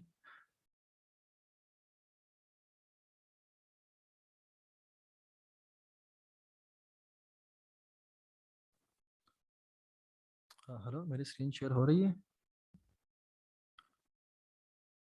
स्क्रीन शेयर नहीं हो रही थी। अच्छा सॉरी यार, मेरा डिस्कनेक्ट हो गया था इंटरनेट, मैंने दूसरा इंटरनेट अभी कनेक्ट किया। सो अभी हो गई शेयर? होगी होगी। ठीक है, तो एडवर्ड कॉन्फ्रेंस का मैं बता रहा था कि एडवर्टाइजिंग में आपने कंपटीशन को क्रश करना है, एक हाथ हमेशा आगे रखना रहना है, तो ये एडवर्ड कॉन्फ्रेंस हर साल में 2 बार लेना अपने लिए फर्ज बना लें इसको। अच्छा, और एक 7 दिन के लिए इनकी रिकॉर्डिंग होती है, फिर ये खत्म कर देते हैं, और एक टाइम पर एक ही बंदा लॉगिन कर सकता है इनका अकाउंट। दो ये नहीं हो सकते कि आप 2 टिकट खरीद के दो दो बंदे अलग अलग देखेंगे। एक लॉगिन हुआ वो दूसरा अगर आप करेंगे ना, तो पहला वाला लॉग आउट हो जाएगा खुद ही। अच्छा, अब देखें आने वाली जो है उसके अंदर उन्होंने नया टॉपिक डाल दिया, मेटावर्स एंड वेब 3.0। मेटावर्स के अंदर एडवर्टाइजिंग वगैरह या जो भी है उसके अंदर काफ़ी create A R and V R ads like a pro.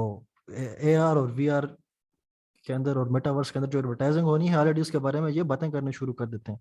Copywriting, content marketing, the future of advertising, lead generation, ad creative and designs, ठीक है, मीडिया बाइंग, कन्वर्जन ऑप्टिमाइजेशन, थोड़े सा हमने इसका एक लेक्चर लिया था अगर आप याद हो, social media marketing, growth hacking, email marketing. अच्छा, ये आप ये ना समझें कि ये बस उन्होंने है जस्ट टॉपिक्स लगा दिया पाकिस्तानी मेंटोर्स की तरह और हम मेरी तरह, और इसके अंदर बस सिंपल चीजें ही होंगी। ये आपको ये नहीं बताएंगे ऐड कैसे बनता है, एड सेट कैसे बनता है, नहीं, प्योर स्ट्रेटजीज और एक्सपीरियंसेस वो शेयर कर रहे होते हैं। अच्छा, फिर इनका एक एक्स्ट्रा टिकट के अंदर पेमेंट होता है, मुझे याद नहीं है $50 या 40 की कितनी की होती है, उसमें पूरे साल की रिकॉर्डिंग्स मिल जाती हैं हमें, कि आप पूरा साल उसको ऐसा ऐसा करके देख सकते हैं। सो वो मैंने खरीदी थी, तो मेरे पास अभी ना ये पिछले कुछ 1-2 सीजन्स का पास्ट कुछ इवेंट्स का मेरे पास यहाँ पे डेटा पड़ा हुआ है। आई डोंट नो 2 या 3, हाँ ये 3 कॉन्फ्रेंस का, एक जो 2020 की नवंबर की है, और मई जो 2021 की पहली कॉन्फ्रेंस है, और जो 2021 की दूसरी कॉन्फ्रेंस है। ये दो तो हैं, ये तो दो तो पुरानी आ गई ना, और ये जो अभी रिसेंट हुई है ये उसका है। 3 के मेरे पास अभी, ये इन्होंने मुझे 1 साल की लेक्चर्स दिए हुए कि तुम देख सकते हो। सो वही टॉपिक्स आगे, the future of advertising, social media marketing, SEO, performance, creative and design, networking, media buying. अच्छा, यहाँ पे जब ये एसईओ की बात कर रहे हैं ना, तो यहाँ पे ये जो एफिलिएट की फॉर एग्जांपल अगर किसी वेबसाइट की ये बात कर रहे होते हैं, तो ये वो मतलब पिछले नहीं उससे पिछले वाले में उन्होंने वो जो बंदा था, तो वो मतलब 4 लाख डॉलर की कैसे वेबसाइट फ्लिप कर दी, $2.5 लाख की वेबसाइट कैसे फ्लिप कर दी, इनकी ये वाली बातें होती हैं। ये हमारी तरह की एसईओ इनकी नहीं होती है, इनके एसईओ का भी अपने ही नेक्स्ट लेवल होता है। थोड़ी बातें होती हैं, लेकिन ये कंटेंट ऐसा है ना कि ये ऑनलाइन मिलता नहीं है, जो चीज़ें इस कॉन्फ्रेंस के अंदर डिस्कस हो रही होती हैं। So for example, under the Facebook compliance code and craft bulletproof ads, serve the cookie eclipse का मतलब, जब ये फेसबुक ने iOS 14 लाई है तो कुकीज स्टोर नहीं होती, डेटा नहीं जा रहा, इस तरह कुकी कुकी पोकलिप्स जो है कह रहे हैं, तो जो कुकी के जो मतलब ट्रैकिंग के अंदर जो इश्यूज आए हैं, उन्हीं के बाद का जो एरा है उसके अंदर एड स्ट्रेटेजी अभी कैसी होनी चाहिए। सेथ गॉर्डन का नाम ही काफ़ी है। अच्छा, ये स्पीकर्स अगर आप देख लें ना, सेथ गॉर्डन का फॉर एग्जांपल मैं लगाता हूँ अगर आप नहीं जानते। Seth Gordon is an American author and farmer dot com business executive. मतलब यार इसका अभी ये इसकी किताबें आ गई जो इसने लिखी हुई हैं, टॉप क्लास मार्केटिंग की किताबें सेथ गॉर्डन ने लिख रखी हैं, और ऑनलाइन मार्केट, ऑनलाइन क्या कि मार्केटिंग के अंदर इस बंदे का दुनिया में लोहा माना जाता है। और इस तरह जो स्पीकर है ना, कोई किसी कंपनी का सीईओ होगा, कोई किसी कंपनी का सीएफओ होगा, मतलब ऐसी या किसी कंपनी का मैनेजिंग डायरेक्टर होगा, कंपनीज कैसी जैसे कैनवा हो गई, हब स्पॉट हो गई, एएचरेफ्स हो गया, इनके जो हैं तो वो बड़े बड़े हेड और वो लोग यहाँ पे आके लेक्चर दे रहे होते हैं जिनके बारे तो ये अब ये देखें, the anatomy of a 3 million Facebook ad, एक एड के ऊपर $3 मिलियन उसने स्पेंड कर रखे हैं। How brands solve design problems bye leveraging biomimicry and insights from nature. तो ये लेक्चर में वो बता रही थी कि बायोमिमिक्री का मतलब क्या है कि नेचर के अंदर कुछ डिजाइन हैं, कुछ पैटर्न्स हैं, उनको कॉपी करके हम अपनी एडवर्टाइजिंग के अंदर कैसे परफॉर्मेंस के लिए यूज कर सकते हैं। Level up your video add with psychology based story telling techniques. अब ये टॉपिक मुझे बताएंगे आपको कहाँ पे मिलेंगे, करते नहीं गूगल और यूट्यूब कहीं पे भी नहीं मिलते। Decrease your creative cost by 50% with this colour content strategy. For example discover the secret. अच्छा ये dominate video ads in 2022 with the, पता नहीं कौन सा क्रिएटिव मेथड। 140 मिलियन यूरो उसने जिस केस स्टडी है ना जिसमें इसने 140 मिलियन यूरोज स्पेंड कर रखे हैं। So how to convert top of the funnel awareness design और digital ad. Top of the funnel क्या होता है, मिडल ऑफ द फनल क्या होता है, बॉटम ऑफ द फनल क्या होता है, मैं बताता हूँ। TOF POF MOF मॉडल होता है, तो ये मैं आपको बताता हूँ। ये देखें, अब ये टॉपिक ये ना एक सीजन के हैं खाली, ये जो लास्ट हुआ है, देख लें कितने टॉपिक हैं और कितने रिच टॉपिक्स हैं, जिसके अंदर से मैंने एक, तो मैं आज आपको स्लाइड्स दिखाऊंगा। जो मीम्स वाला टॉपिक है, how to utilize memes type of content. अच्छा यहाँ पे मैं सर्च करता हूँ मीम। ये बंदा क्या है, नैन गैग का मैनेजिंग डायरेक्टर है। नैन गैग के बारे में आपको अभी थोड़ा टाइम बताता हूँ। तो इसकी जो इसके लेक्चर में से और इसकी स्लाइड्स में से ही मैं डायरेक्टली इसकी मैंने स्लाइड ओपन कर रखी है, क्योंकि इसके हर लेक्चर के साथ स्लाइड्स होती हैं। ये रही इनकी स्लाइड्स। तो यही स्लाइड ओपन करके मैं आपको बताऊंगा मीम मार्केटिंग कैसे ये लोग करते हैं और कैसे इसको आप कॉपी कर सकते हैं। तो ये एड वर्ल्ड कॉन्फ्रेंस के सब भाई इरादा करते हैं ना इंशाल्लाह। इरादा कर लें, इरादे भी एक नहीं की है। टिकट खरीदने की तौफीक अल्लाह देगा।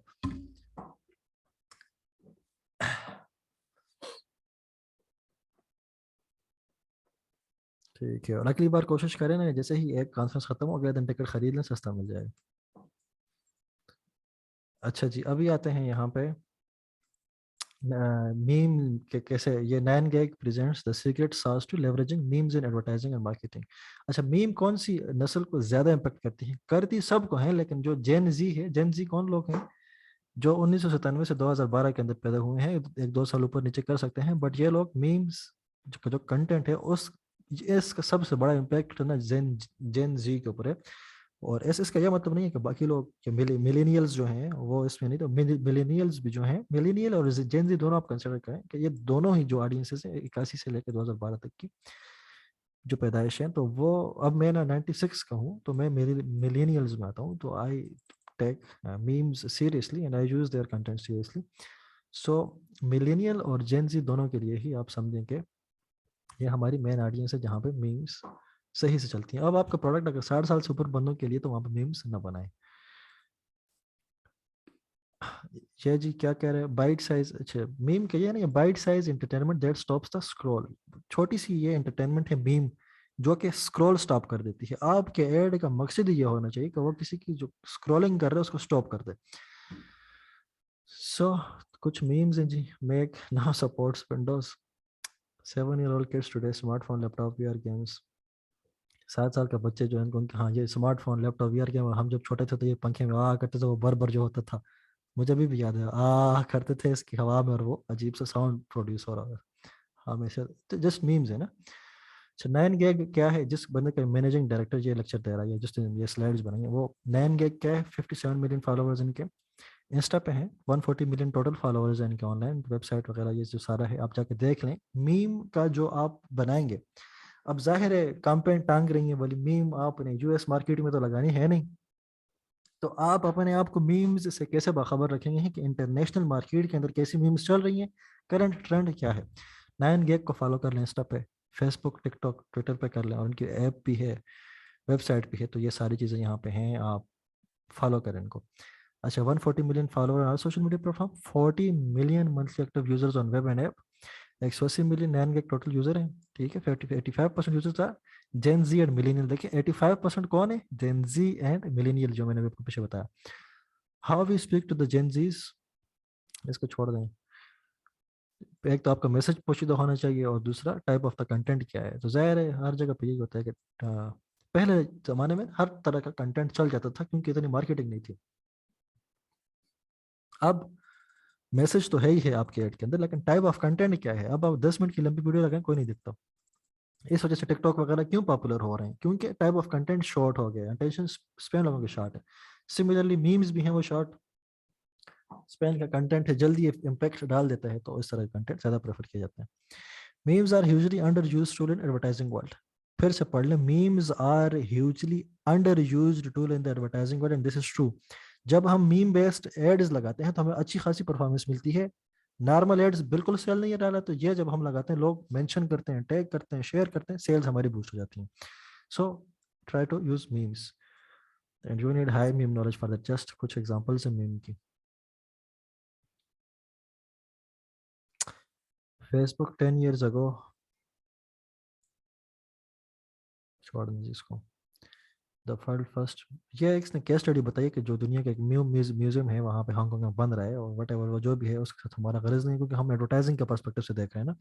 जेन जी आर वेरी डिफरेंट।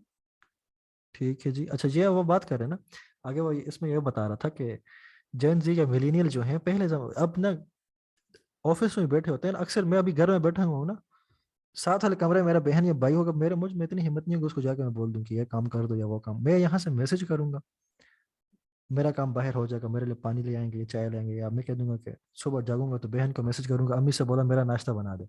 हालांकि मैं अगर खुद मुंह खोल के भी आवाज़ कर दूं तो अम्मी तक आवाज़ पहुंच जाती है, लेकिन मैं कहूँगा नहीं, बहन से कहूँगा अम्मी से बोलो कि नाश्ता बना दे। रिकॉर्डिंग हो रही है? हाँ जी, हो रही है। सो ये हालात हैं। तो कम्युनिकेशन जो वर्बल है वो कम से कम होती जा रही है। अब लोग ना, इमोजीज थी काफ़ी, इमोजीज की ज़बान अब भी हैं, टेक्स्ट करते हैं, इमोजीज काफ़ी हेवीली यूज होती हैं, और अब लोग इमेजेस पे आ चुके हैं, मीम आ चुकी हैं। आप फेसबुक ग्रुप्स अपने देख लें, व्हाट्सएप ग्रुप्स देख लें, एक दूसरे के चैट देख लें, हम अभी मीम्स शेयर कर रहे होते हैं दोस्तों के साथ, मैसेज के जवाब के बजाय मीम शेयर कर देते हैं। So meme has become a medium of communication, मतलब मीम्स कम्युनिकेशन के लिए यूज हो रहे हैं। एक तो था ना जोक के तौर पे पोस्टिंग कर लिए, वो तो था ही था, अब कम्युनिकेशन में मीम्स यूज हो रहे हैं। सो जेन जी यूज मीम इन डेली कन्वर्सेशन, ये देखें, मीम को कन्वर्सेशन के अंदर यूज कर रहे हैं। The two reactions I get to my sense of humor. What's wrong with you? Humor is a powerful tool for advertisers. Yes, humor is a powerful tool for advertisers. ये meme की example है। बाज़ औक़ात ना मुझे ये इतनी heavy memes होती हैं, मुझे खुद नहीं समझ आ रही थी, क्योंकि इंटरनेशनल मीम्स के साथ मैं अप टू डेट नहीं होता। The type of memes that Gen Z's like are very niche, extremely short, a little dark, also self-depreciating. ठीक है, तो जो भी मीम होती है वो स्पेसिफिक कैटेगरी के अंदर होती है, एक्सट्रीम शॉर्ट होती है, ज़ाहिर है मीम हमेशा शॉर्ट ही होती है। अ लिटिल डार्क, डार्क का मतलब ये है ना कि अब एग्जैक्ट डार्क का मतलब पता नहीं है, बट एक गंदा है, इसको हम नहीं कहते कि लिटिल डार्क का मतलब थोड़ी सी गंदी है। डार्क का मतलब ये है ना कि पोशीदा मख्फी से उसके अंदर मतलब है, और लाइक क्रीपी सी फीलिंग आ रही है उसके अंदर, और वो एक वो जो क्रीपी सी फील होती है ना, तो वो for the sake of humour use हो रही होती है, और हंसी आती है वो उसके साथ। आल्सो सेल्फ डिप्रिशिएशन, हाँ सेल्फ डिप्रिशिएटिंग भी यूज होती है, मतलब अपनी बेइज्जती कर देता है कोई, तो उसके साथ क्या वो फन बन जाता है, ह्यूमर बन जाता है इन अ लाइट वे। सर अब ये नहीं कि खुद तो कुछ गालियां देना शुरू कर दे। हाउ टू मेक मनी, किताब उसने खोल जाके क्या लिखा है, वर्क, तो बीच बीच में वो एग्जांपल दे रहे हैं उसकी। तो नैन गेग वाले कह रहे हैं इंडियन की, ये तो क्या है, फेसबुक इंस्टा व्हाट्सएप उनको गाली दे रहे हैं, और इनको खुद नैन गेग खुद ट्विटर और यूट्यूब ठीक है, और बाकी ये ठीक नहीं है। Just little humour. अच्छा, टाइमली मीम्स, कल मुझे आसर ने वो ग्रुप में भी शेयर किया था, मैंने कहा इसको कल डिस्कस करेंगे कि वो काम पे टांग रही पे एड्स बन रहे हैं, तो टाइमली मीम्स उसको कहा जाता है।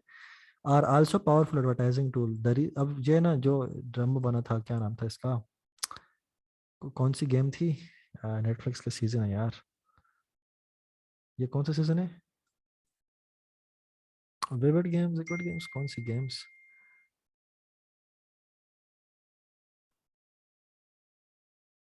स्क्विड गेम, स्क्विड गेम, हाँ। तो स्क्विड गेम में से उसने उठा के when you have been gaming all night with someone and you know you probably never see again, thank you for.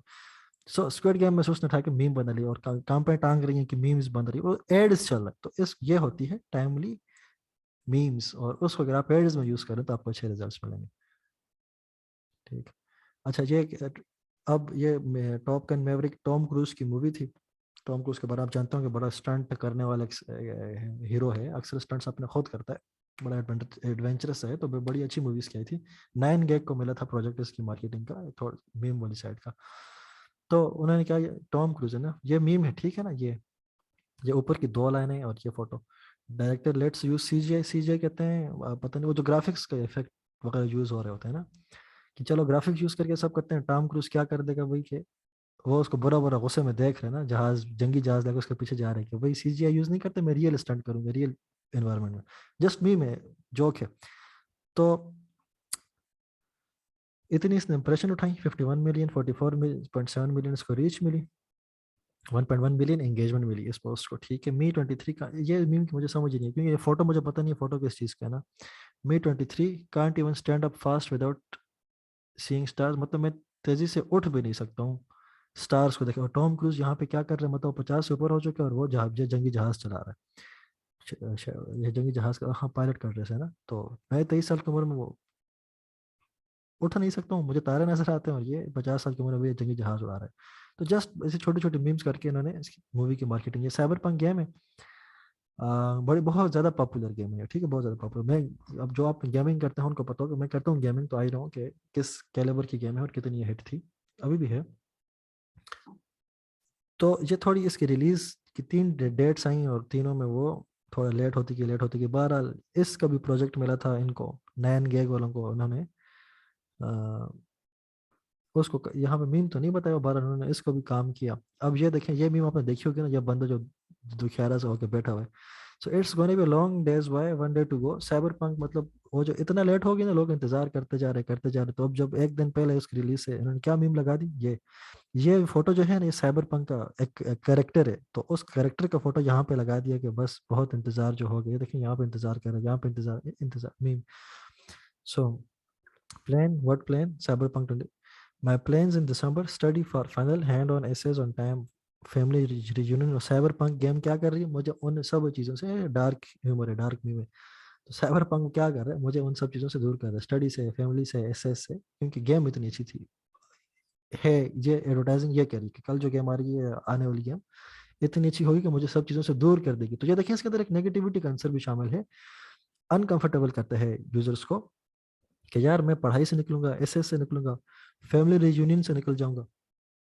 अब जानबूझ के ये सच बोला जा रहा है कि ये नुकसान तो होंगे ही होंगे, बट उसको मीम के अंदर ला के वो फनी और ह्यूमर क्रिएट कर दिया है, जो अल्टीमेटली इस ब्रांड की अवेयरनेस को ज्यादा करता है और सेल ज्यादा करता है। मुंह पे कह रहे हैं कि यार हम, ये गेम तुम्हारा टाइम जाया करेगी मीम के अंदर, बट इम्पैक्ट उसका बिजनेस के ऊपर कौन सा हो रहा है, पॉजिटिव इम्पैक्ट हो रहा है। We got 2000 share on Facebook alone for just sticking ahead on the meme. तो ये sticking ahead on the meme क्या है, यहाँ पे जो उन्होंने हेड यहाँ पे लगा दिया, यहाँ पे लगा दिया, यहाँ पे लगा दिया, टेक्स्ट कुछ भी नहीं है मीम के अंदर। अच्छा, ये ऊपर कैप्शन को भी हटा दें, हम कैप्शन की भी बात नहीं कर रहे, कुछ भी नहीं कर रहे। वो जो हम वेट हो रहा था ना, यहाँ पे बाज औकात ना कंटेंट खत्म हो जाता है मीम्स का, तो फिर क्या करें, उसको थोड़ा सा मॉडिफाई करके भी अपनी उम्र क्रिएट कर सकते हैं। तो उसने जस्ट उस बंदे का सर हटा के इसका लगा दिया, और उसकी मतलब एक लेजेट मीम बन गई कि लोग इंतजार किए जा रहे हैं, गेम रिलीज नहीं हो रही और ये इंतजार किया जा रहा है। Impression 1.5 billion, reach 128 million, engagements 10 million engagement मिली है मीम्स को, तो खुद अंदाजा लगाएं। Do you remember I had, ये जो पुरानी थी बिल्ली थी, तो ज्ञान के वाला कह रहा था कि हमने फिर लोगों से कहा कि आप अपने पेट्स वगैरह के जो है शेयर करें मीम्स बना के। तो 13.4 के सबमिशन हुई थी, इतने इंप्रेशन और इतनी रीच हमें उन मीम्स पे मिली थी। सो अब मीम्स की जो एग्जांपल हमें मिल गई, वो मूवीज के अंदर हो गई, वीडियो गेम्स के अंदर हो गई, पेट्स की हो गई।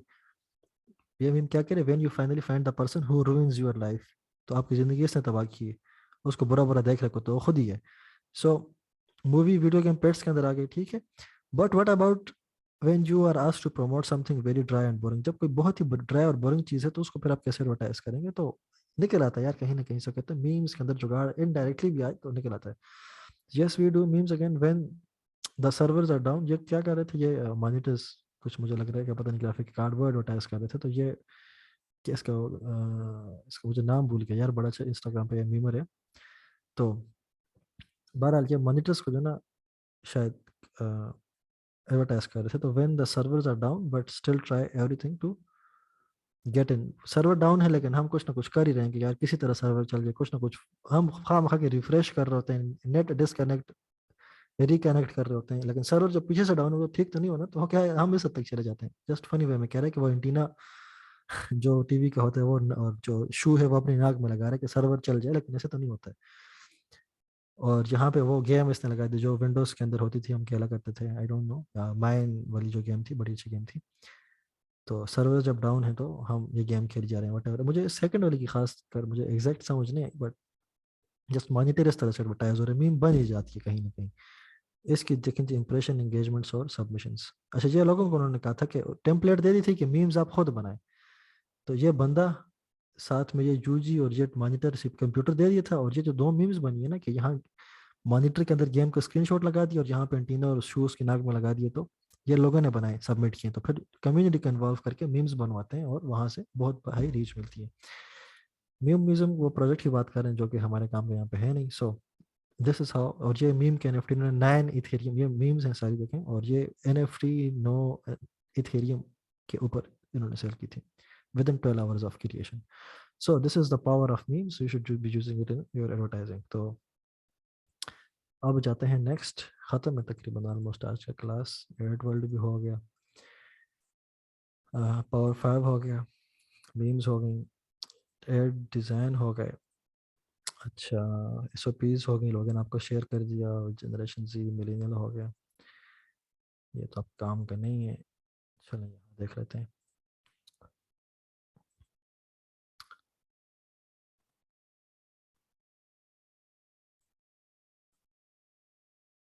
ये ख़त्म, परफॉर्मेंस के आइटम, ये चीज़ें ख़त्म। सोशल प्रूफ उस दिन पढ़ा दिए थे, गिविंग न्यूज़। अच्छा, ये चलें, कुछ काम काम की चीज़ अभी मैं बताने जा रहा हूँ, मिस मत करें। ये वन नोट नाम का सॉफ्टवेयर है जी, क्लाइंट मैनेजमेंट के लिए मैं यूज़ करता हूँ। ठहरे मैं थोड़ा स्क्रीन पास कर, ये ना इसके अंदर देखें मेरे डिफरेंट पेजेस बने हुए हैं, कैसे यूज़ करना सॉफ्टवेयर खुद सॉर्ट आउट करें। बहरहाल अगर ये देखें डिफरेंट मेरे पास बुक्स हैं, क्लाइंट्स वाली के अंदर मेरे पास सर क्लाइंट की बुक में अगर ओपन करते हो ना, अब पासवर्ड प्रोटेक्टेड है, ये हमारे माइक्रोसॉफ्ट अकाउंट के साथ कनेक्टेड होते हैं। जैसे हम लॉगिन करते हैं हमारा सारा डाटा सिंक हो जाता है, जिस किसी भी कंप्यूटर में हो आपको क्लाइंट का data what ever notes logins वगैरह सारे आपको एक जगह पे मिल जाएंगे। तो इसको जब मैं ऐसे क्लिक करता हूँ सेंटर में, तो कहता है पासवर्ड दो ताकि मैं तुम्हारे डाटा क्लाइंट का शो करूँ, तो हैक होने का डर भी नहीं होता पासवर्ड वगैरह का। सो इसमें मैंने पासवर्ड लगा रहा हूँ अभी स्क्रीन पास करके।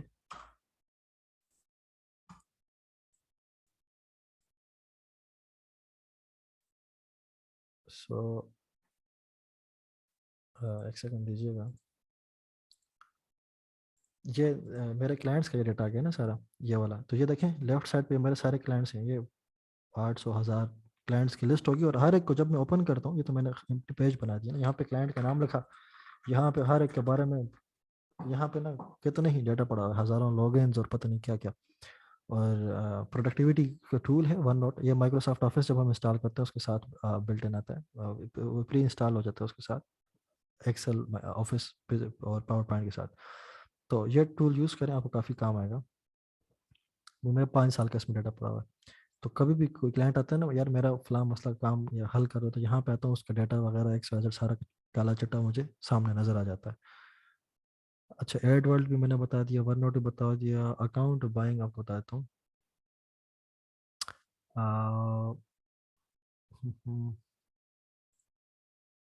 अकाउंट बाइंग है ना, आपको फिर बाज़ औक़ात ख़रीदारी करना पड़ जाती है, तो उसके लिए ये वेबसाइट बेस्ट है। ये दो वेबसाइट्स देख लें, एक है ACC फार्म, akfarm.com, और एक दूसरी है buy accounts with double S dot com. ठीक है, यहाँ पे खरीद सकते हैं। यहाँ पे आप देखें फॉर एग्जांपल फेसबुक अकाउंट में खरीदना चाहो, वाम Facebook account, business manager, what ever, multiple. ये देखें इस प्राइस का है, किस प्राइस का है, अब हर एक की डिटेल आप खुद जो वेबसाइट एक्सप्लोर करेंगे किस तरीके से आप खरीद सकते हैं, और कल को किस तरह क्लाइंट को ज़रूरत पड़ती है तो यहाँ से खरीद के उसको दें, बीच में अपना कमीशन रख लें। ठीक है ना, 10 की चीज़ खरीद के 20 के उसको दे दें फॉर एग्जाम्पल। तो अकाउंट बाइंग होगी। डायनामिक क्रिएटिव्स भी समझा दिए। अच्छा, मार्केटिंग स्ट्रेटजीज ना जो हम वक्तन फ़वक्तन साथ साथ डिस्कस करते हैं में है। स्प्लिट टेस्टिंग एक तो ये है फेसबुक के अंदर अपनी है, इसको ना यूज़ करें क्योंकि मेस बन जाएगा। आपको काफ़ी से क्राइटेरिया होते हैं जो हमारे लिए वारा नहीं खाते। फॉर एग्जांपल ये कैंपेन है ना, ठीक है, यहाँ पे ना मैं इसका ए बी टेस्ट, एक नया टेस्ट इसका मैं बना दूँ कि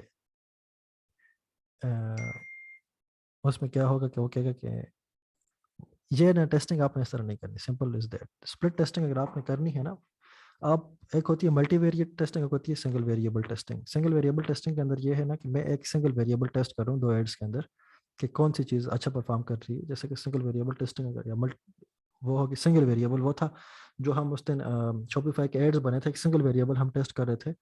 मेनली वो ये था, ऑडियंस टेस्टिंग हो रही थी मेनली, कि हर एक एड सेट के अंदर अलग अलग ऑडियंस थी। वेरिएबल कौन सा था हमारे पास, एक ही वेरिएबल था, और वो वेरिएबल क्या था, ऑडियंस। सॉरी, दो वेरिएबल थे, दूसरा वेरिएबल हमारे पास था क्रिएटिव्स।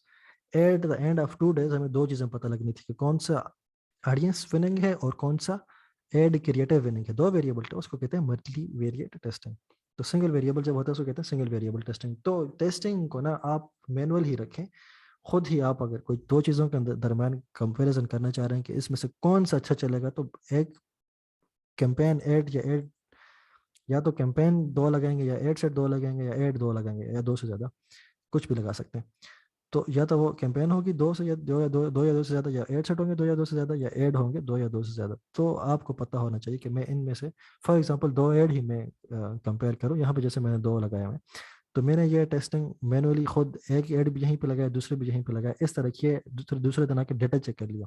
क्या स्प्लिट टेस्टिंग करूंगा ना, तो ये कुछ रिक्वायरमेंट्स होती हैं कि इतने दिनों तक तुम्हारा एड चलेगा, उसके बाद हम तुम्हें बताएंगे कि ये वाला विनर है, ये लूजर है। तो वो हम खुद जो डाटा देख के अंदाजा लगा सकते हैं कौन सा विनर है कौन सा लूजर है। तो इस झंझट में खुद को न डालें, तो आपकी ज़िंदगी आसान रहेगी। टेस्टिंग मैनुअली करते रहें, जो कि मैं आपको अभी तक सिखाता आया हूँ। ठीक है, तो ये मैंने इसलिए मेंशन किया था ना कि आप वो ए बी, ये सिखा तो दी है कि, लेकिन वो ए बी टेस्टिंग जो फेसबुक की बिल्ट इन है वो उसमें नहीं, उस चक्कर में नहीं पड़ना। Designing good and eye catching creatives, just Canva templates, video add framework को की ना,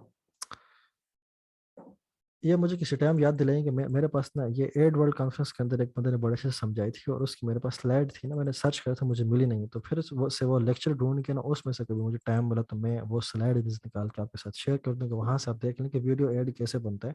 मतलब वो स्ट्रक्चर है ना कि पहले स्टार्ट में आपने क्या रखना है, होता है ना कि प्रॉब्लम, उसके बाद आइडेंटिफिकेशन ऑफ प्रॉब्लम, उसके बाद एक्सप्लेनेशन ऑफ प्रॉब्लम, उसके बाद सोल्यूशन ऑफ प्रॉब्लम, उसके बाद how it will impact the life of the people who are watching the video. तो वो एक टेम्पलेट है। ठीक है, तो वो एक टेम्पलेट उसने जैसे एक्सप्लेन की स्लाइड है, तो वो मैं आपको किसी टाइम वो स्लाइड आपके साथ शेयर कर दूंगा। तो ये सॉरी अभी मुझसे मैनेज नहीं, मुझे मिल नहीं रही थी।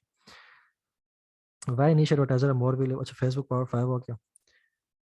ठीक है, वाई नीश एडवर्टाइजर, अच्छा नीश एडवर्टाइजिंग। आप अभी सब लोग, आखिरी लेक्चर था ना हमारा, तो आप लोगों ने अब ये नहीं कहा विल रन फेसबुक एड्स। ठीक है, करते हैं, करें, लेकिन आपने स्पेशलाइज्ड प्रोफाइल बनानी है। जैसे कि मेरी लिंक्डइन की प्रोफाइल बनानी, मैंने आपको बताई थी नहीं, टेस्टिंग के लिए मैंने छोड़ रखी थी। हाँ, ये नहीं, ये हो गया ना नीश वाला बात। ये वो टेक्स्ट फॉर्म में जो मैंने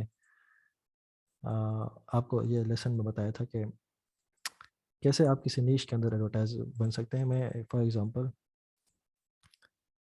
आपने पहले तो सर्च करें हाई पेइंग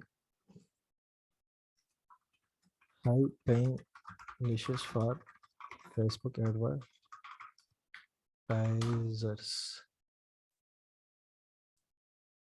ठीक है, थोड़ा सर्च करें, रिसर्च करें, आपको काफ़ी निशेस में, रियल एस्टेट है, क्रूज शिप की रेंटिंग है, कोर्सेज सेलिंग है। तो ये हाई, real estate, car dealership, automotive repair shop, laser hair, day spas, accountant, lawyer. मतलब ये निशेज हैं, आपने सिर्फ एक निश पकड़नी है। और आपने कहते हैं ना कि Facebook advertiser for accountants, Facebook advertiser for real estate agents.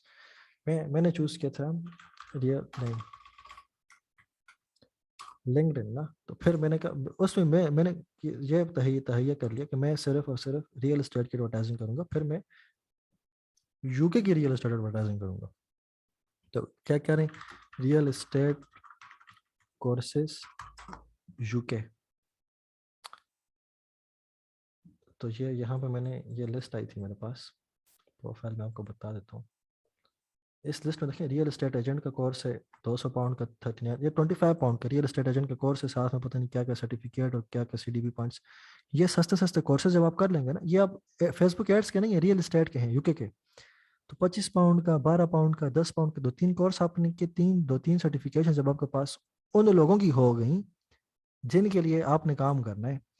तो अगर आप यूके की रियल एस्टेट के कोर्स कर लें, उनको समझ लें, ये 18 घंटे का, देखें 625 घंटे का तो like you will get into the boots of those real estate agents.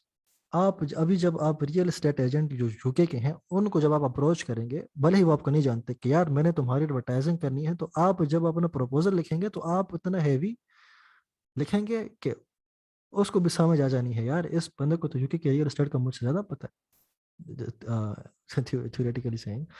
सो जिस भी फील्ड नीश को चूज करें आप, उस नीश के बारे में लेजर हेयर रिमूवल कि अगर आप एडवर्टाइजर बनते हैं तो लेजर हेयर रिमूवल के ऊपर आप 100 200 400 घंटे की स्टडी करें, 50 घंटे की 40 घंटे की, ताकि लेजर हेयर रिमूवल ओनर्स या बिजनेस वालों के साथ जब इस टाइम आप बात करेंगे ना, तो वो किसी फेसबुक एडवर्टाइजर को हायर नहीं करेगा, वो सिर्फ आपको हायर करेगा। तो फिर एक क्वेश्चन आता है सर अगर हम एक नीश में जाएंगे तो हमारी ऑडियंस लिमिटेड हो जाएगी। यार हो जाए लिमिटेड ना, स्टिल जो लिमिटेड हो जाएगी, मतलब अगर लेट से अगर आप जस्ट फेसबुक एड्स की सर्विस देते हैं तो आपकी पोटेंशियल ऑडियंस 10 मिलियन होगी। आप लायर्स पाएंगे तो शायद आपकी ऑडियंस 10 मिलियन, मिसाल दे रहा हूँ, 10 मिलियन से हट के 5,000 हो जाएगी जो मार्केट है। तो उस 5,000 में आपको 5 ही क्लाइंट चाहिए ना, तो हो जाए लिमिटेड। आपको तो जितने क्लाइंट का काम आप कर सकते हैं आपको तो मिलेंगे उस लिमिटेड मार्केट के अंदर से भी, और वो किसी और के बजाय आप ही को काम देंगे। तो अपनी अपनी निशेज अब यहाँ से आगे खुद चूज करें, पकड़ें और उसके अंदर मास्टर हों। जैसे कि ये प्रोफाइल आप मेरी देखें, सिर्फ रियल एस्टेट डिजिटल मार्केटर देख रहे हैं। अब इसका फायदा क्या है? जनरल फेसबुक एडवर्टाइजर अगर आप होंगे, जैसे मैंने सर आपको बताया था ना, सोशल मीडिया के जरिए आपने अपने आपके लिए क्लाइंट्स उठाने, वो लेक्चर वापस पढ़ लीजिएगा। व्हाट्सएप पे मैंने लिखा था और फेसबुक ग्रुप में लिखा था। तो इसमें अभी क्या है, मुझे पता है मेरी मार्केटिंग टारगेटेड ऑडियंस कौन सी है, रियल एस्टेट एजेंट से, कहाँ के, यूके के। खैर बाद में मैं इसको वर्ल्ड वाइड कर लिया था, कनाडा यूके वगैरह यूएस के भी कर लिया था। बट अभी मेरा काम क्या होगा कि यहाँ सर्च करूंगा real estate UK, real estate agents in UK, realtors in UK, वही मेरी ऑडियंस है। मैं कंटेंट भी अगर यहाँ पे अभी पोस्टिंग भी करूंगा यूके की रियल एस्टेट के बारे में करूंगा, न्यूज़ लगाऊंगा तो यूके की रियल एस्टेट के बारे में लगाऊंगा। बात समझ रहे हैं ना? तो उस कम्युनिटी के अंदर मैं एज एन एक्सपर्ट कंसिडर होऊंगा, और जहां बाकी लोग $500 पर मंथ में काम कर रहे हैं, $300 पर मंथ में काम कर रहे हैं, मैं $10,000 $5,000 पर मंथ में काम कर सकता हूँ। और पार्टनरशिप्स मुझे मिल सकती हैं, पर सेल के पीछे कमीशन मुझे मिल सकता है। सो ये मैंने चेंज इसलिए प्रोफाइल में चेंज करना चाह रहा था, बट मैंने सोचा कि आप लोग इसको देख लें, शायद मैंने इसका लिंक शेयर भी किया था। सो मेरा कंटेंट भी अगर आप देखेंगे तो रियल एस्टेट के मुतालिक ही होगा इसके अंदर। अब ये देखें, buyers decide in the first 8 second of seeing a home if they are interested in buying it. देखें रियल एस्टेट की मैं पोस्टिंग कर रहा हूँ। सो वट एवर, तो इस तरह आपने नीश के अंदर जाना है। फाइवर की मैं बात नहीं कर रहा, जनरल मार्केट के अंदर जो अपने अपने अपनी आइडेंटिटी बनानी है। कौन सा था भाई? चलें, वीडियो फ्रेमवर्क पे तो कटाएं इसको ना, मैं यहाँ पे रेड लिख देता हूँ, ये मैं किसी ना किसी टाइम आपको करा दूंगा, ठीक है? बल्कि स्लाइड शेयर कर दूंगा। अच्छा, हुक्स, हुक कहते हैं ना जो वीडियो का, ये मीम्स भी इस पर जाते हैं। तो आपका वीडियो है या फोटो है ना, वो आउट ऑफ द बॉक्स, अब ये आपकी वीडियो एड है नहीं, hello my name is Ahmad Ali and I am a Facebook advertiser, और बाद में जाके 2 मिनट बाद में अपनी सर्विस के बारे में बताऊं, नहीं। फर्स्ट सेंटेंस ही मेरा ऐसा होना चाहिए, पहले 3 सेकंड के अंदर मुझे ऑडियंस को हुक कर देना है, ताकि वो अपनी स्क्रॉल स्टॉपिंग, जो स्क्रॉलिंग वो कर रहे हैं वो छोड़े, मेरा वीडियो देखने लग जाए। तो हुक आपने very at the very beginning of the video लगाना। आपने कपिल शर्मा शोज या वो जो क्या है इन्वेस्टमेंट वाला शो जो है इंडिया का, शार्क टैंक है, या इंडिया का नहीं, हर पूरे मुल्क दुनिया में चलते शार्क टैंक, उस तरह के आपने अगर वीडियो अगर आप फेसबुक पे देख रहे होंगे तो आप देखते हैं कि फिर शुरू के कुछ सेकंड के अंदर उन्होंने दरमियान दरमियान में से क्लिप लगाई होती है जो सही मसालेदार सी क्लिप होती है, और हम पूरी वीडियो बाद में देख लेते हैं वो पॉइंट फाइंड करने के लिए कि ये वाली अच्छी वाली बात अब कहाँ पे आएगी इस वीडियो के अंदर। तो वो हुक होता है, वीडियो के अंदर से उन्होंने हुक लगा के स्टार्ट में लगा दिया होता है। या आप कस्टम हुक बना सकते हैं, मसलन मैंने जो ऐड देखे, बंदे क्या करते हैं, उस किसी के हाथ से आग निकल रही है, कोई बंदा नेगेटिव टेम्परेचर के फ्रीजर के अंदर खड़ा है और बुक अपनी दिखा रहा है कि ये खरीद लो ये खरीद लो, तो एकदम बंदे की मतलब हुक हो जाता है बंदा उसके साथ ना, फिर उसके बाद बंदा सुन लेता है ना चाहते हुए भी। तो हुक्स ऐसे आपने अपने एड्स के अंदर यूज करने हैं।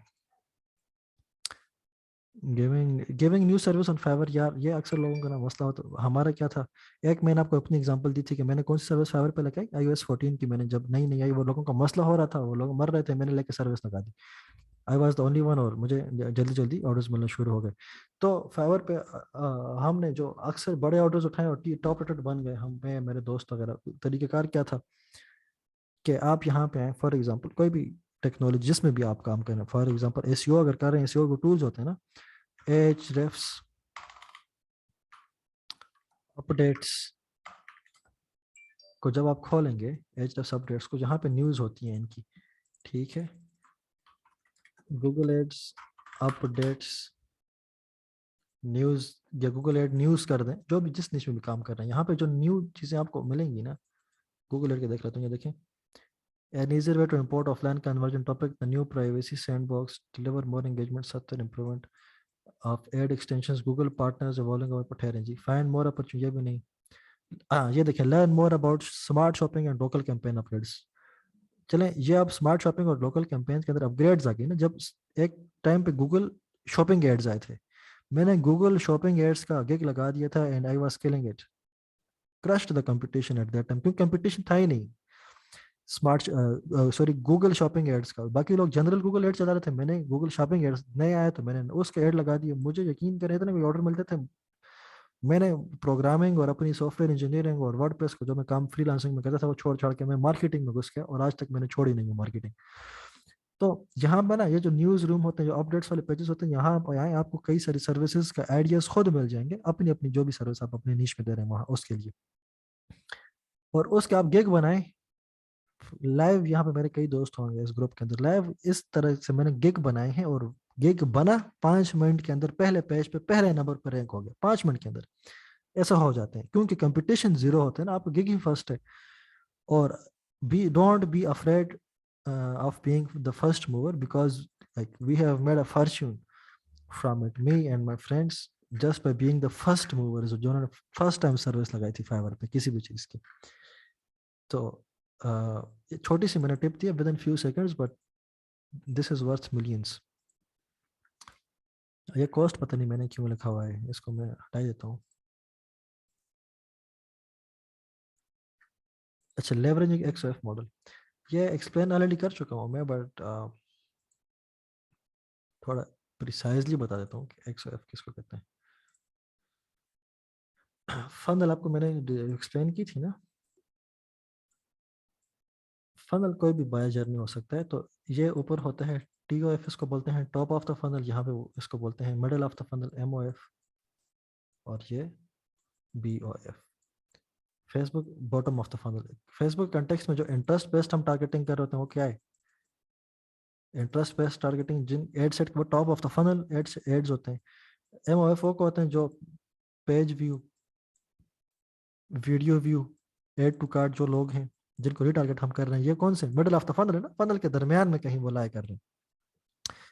और जो परचेज, पोस्ट परचेज जो ऑडियंस है जिससे परचेज कर लिया है ऑलरेडी और उनको अप सेलिंग क्रॉस सेलिंग कर रहे हैं, वो बॉटम के अंदर है। इनिशिएट चेकआउट जिसने कर लिया है लेकिन, या एड पेमेंट इन्फो जिसने कर ली है लेकिन परचेज नहीं किया, वो हमारे बॉटम ऑफ द फनल के अंदर आते हैं। तो ये बस इसका यही मतलब है, टॉप ऑफ द फनल के अंदर ये ऑडियंस आती है, middle of, top of the funnel के लिए आप अलग तरह से स्ट्रेटेजी कंटेंट और टारगेटिंग करते हैं, मिडल ऑफ फनल के लिए अलग स्ट्रेटेजी कंटेंट वगैरह करें, यहाँ बॉटम ऑफ फनल के लिए अलग type of strategy content offer वगैरह करें। और यहाँ आके हमारा कोर्स होता है तमाम। हाँ जी, तो अब जनाब आप अपने माइक ऑन करके क्वेश्चंस पूछ सकते हैं, और ये बताएं कोई क्वेश्चन इसके बारे लेक्चर के, इस लेक्चर के बारे में जनरल कोई क्वेश्चन आपको है तो भी आप कर सकते हैं।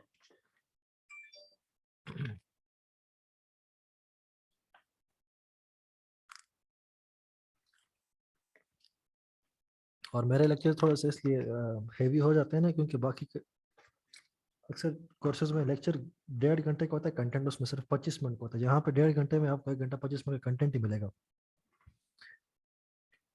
हाँ जी, क्वेश्चन पूछे ना।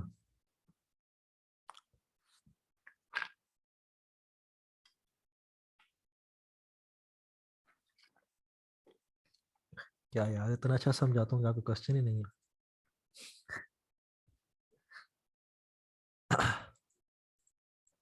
मेरी आवाज आ रही है आपको? हम कैसे एड की कॉस्ट कम कर सकते हैं, अपने क्रिएटिव बेहतरीन बनाए, आपकी कॉस्ट कम हो जाएगी। क्योंकि देखें, कॉस्ट आपकी एड्स की सेम ही होनी है।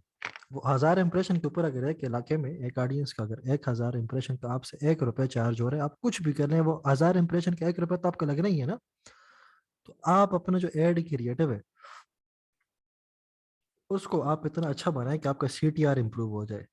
जब आपका CTR इंप्रूव होगा तो आपका कॉस्ट पर क्लिक रिड्यूस होगा, जब आपका कॉस्ट पर क्लिक रिड्यूस होगा तो आपकी जो ट्रैफिक है वो कम पैसों में आपको ज़्यादा ट्रैफिक मिलेगी, जब ज़्यादा ट्रैफिक मिलेगी तो आपका कॉस्ट पर परचेस कम होगी, तो इस तरह आपके ऐड की cost at the and come हो जाएगी। मेन चीज़ जो है आपकी, दो चीज़ें करें, एक अपना CPM कम करने की कोशिश करें, सर्च करें हाउ टू रिड्यूस CPM, और दूसरा आप अपना CTR हाई करने की कोशिश करें। इस टास्क को एज एन असाइनमेंट लें, क्योंकि इसके एक सोल्यूशन नहीं है ना, ये जो चीज़ें मैं आपको बता रहा हूँ, दो चीज़ों से कॉस्ट कम होगी, एक CTR इंक्रीज करें, दूसरा CPM रिड्यूस करें, आपकी एड कॉस्ट कम हो जाएगी। हाँ जी, नेक्स्ट।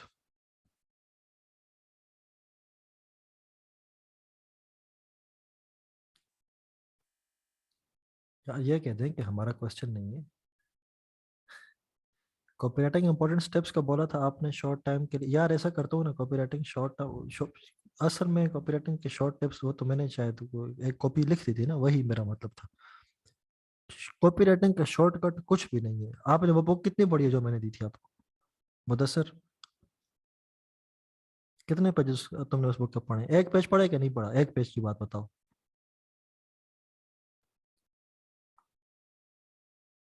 हाँ ओए, कितनी पढ़ी है वो बुक?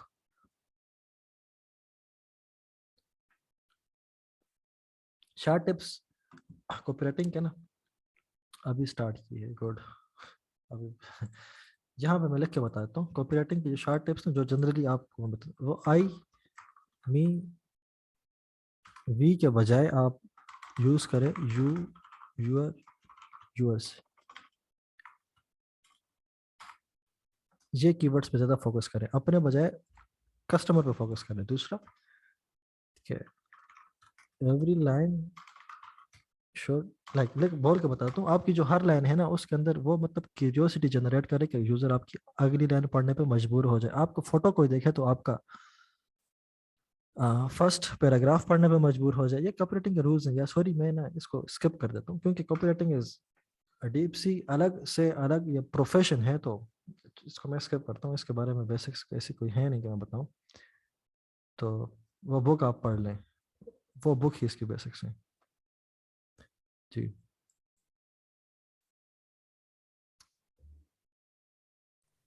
अच्छा अहमद भाई, बुक जो है वो कितना को वो पढ़ने में टाइम लेती है, समझने में टाइम लेती वो तो हर बंदे की अपनी कैपेसिटी पर डिपेंड करता है। मैंने 4 दिनों में कर ली थी। है 4 दिन में? जी, मतलब फुल और टाइम रोजाना नहीं। के रोजाना रोजाना कितना टाइम दिया उसको? यार 3-4 घंटे रोजाना में उसको सही से उसको डाइजेस्ट करता था, काफी साल हो गए उसको पढ़े हुए।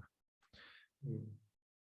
वो बुक यकीन करें आपका मतलब सिर्फ मार्केटिंग एडवर्टाइजिंग ही नहीं, जनरल आपकी कम्युनिकेशन, आपकी बातें, हर चीज को इम्प्रूव कर देगी वो। जी, नेक्स्ट क्वेश्चन। अच्छा, ये जो है लेवरेजिंग XOF मॉडल, ये क्या है? हाँ, ये XOF ये, हाँ ये अभी मैंने, ये अभी जो मेरे बता रहा था, XOF का मतलब ये है ना, XOF, एक्स को हम एक्सचेंज कर देते हैं TOF, MOF, VOF, तो top of the funnel, middle of the funnel, bottom of the funnel, ये मॉडल। तो हर एक लेवल पे ना अलग तरह से आप एडवर्टाइजिंग करें, मतलब इनको अगर TOF को अलग ऐड दिखाएं, MOF को अलग ऐड दिखाएं, BOF को अलग ऐड दिखाएं, ये चीज़ जो मैं बता रहा था ये। ये ठीक है। ठीक ठीक है। है, तो इस मॉडल को आप लेवरेज करें। और ये TOF BOF ये ऐसी टर्मिनोलॉजीज है ना, जो एडवर्टाइजर्स हैं, एजेंसीज आपके साथ जब वो बात करेंगे तो वो इन ही टर्म्स में, वो TOF है, वो कहेंगे हाँ भी TOF का तुम्हारा क्या प्लान है, तो फिर आप उसका मुंह देखते नहीं है क्या कह रहा है। तो ये इसलिए मैंने बताया कि ये टर्म्स हैं, यूज होती हैं, ठीक है ना। अनइंटेंशनली हम इसको लेवरेज कर रहे होते हैं, लेकिन हमें पता भी होना चाहिए कि इसको कहा क्या जाता है। सो इसलिए मैंने बताया। बिगिनर्स के लिए फाइवर का क्वेश्चन दे रहा हूँ, टॉप 10 क्वेश्चंस यार, काइंडली। ये क्या क्वेश्चन है आपका? Top 10 question beginner Fiverr, client से पूछने वाले top 10 question, I don't know. ये I know but I don't know के how to answer this question, क्योंकि हर क्लाइंट, हर बिजनेस सिनेरियो अलग होता है, तो मैं क्या बताऊँ टॉप 10 क्वेश्चंस क्या है। इफ यू डोंट माइंड, नहीं I mind this question. Please don't ask questions like this कि क्लाइंट से मैं टॉप के 10 क्या क्वेश्चन पूछूं, तो अब मैं इसको क्या जवाब दूं आपको। जी, नेक्स्ट नेक्स्ट कोई क्वेश्चन पूछें भाई। सर मैंने ऐड लगाए थे, उस पे एक एरर आ जाता है कि we are removing some detail targeting option, some interest demographic and behaviours. हाँ, वो एरर नहीं है, बेसिकली वो वार्निंग है फेसबुक की। वो ये कह रहे हैं ना कि जो इंटरेस्ट हम टारगेट कर, उस दिन मैंने आपको वीडियो में आपको बार बार कह रहा था यार ये वाला इंटरेस्ट भी नहीं आ रहा, ये वाले भी नहीं आ रहा, वो ऐसे इंटरेस्ट है ना कि जो पहले थे, और यहीं से उठाकर ना एड टारगेटिंग डाटा यो वालों ने अपने वेबसाइट पर डाला हुआ है। लेकिन अभी हम जब फेसबुक में सर्च करते हैं तो वो इंटरेस्ट नहीं है। तो फेसबुक बहुत सारे इंटरेस्ट जो है वो हटाई जा रहा है, हटाई जा रहा है, हटाई जा रहा है, उसकी टारगेटिंग लूज होती जा रही है, वीक होती जा रही है, क्योंकि फेसबुक के पास डेटा कम होता जा रहा है। और या फिर कंट्रीज और पॉलिसी की जो नई नई पॉलिसीज हैं, तो वो फेसबुक को अलाउ नहीं करती कि आप इस डीप लेवल पर जाके फेसबुक के अंदर आप लोगों का डेटा उठाओ और उनका टारगेटिंग करो। तो ये नेचुरल है, ये तो होगा, तो आप इसको हम अवॉइड नहीं कर सकते।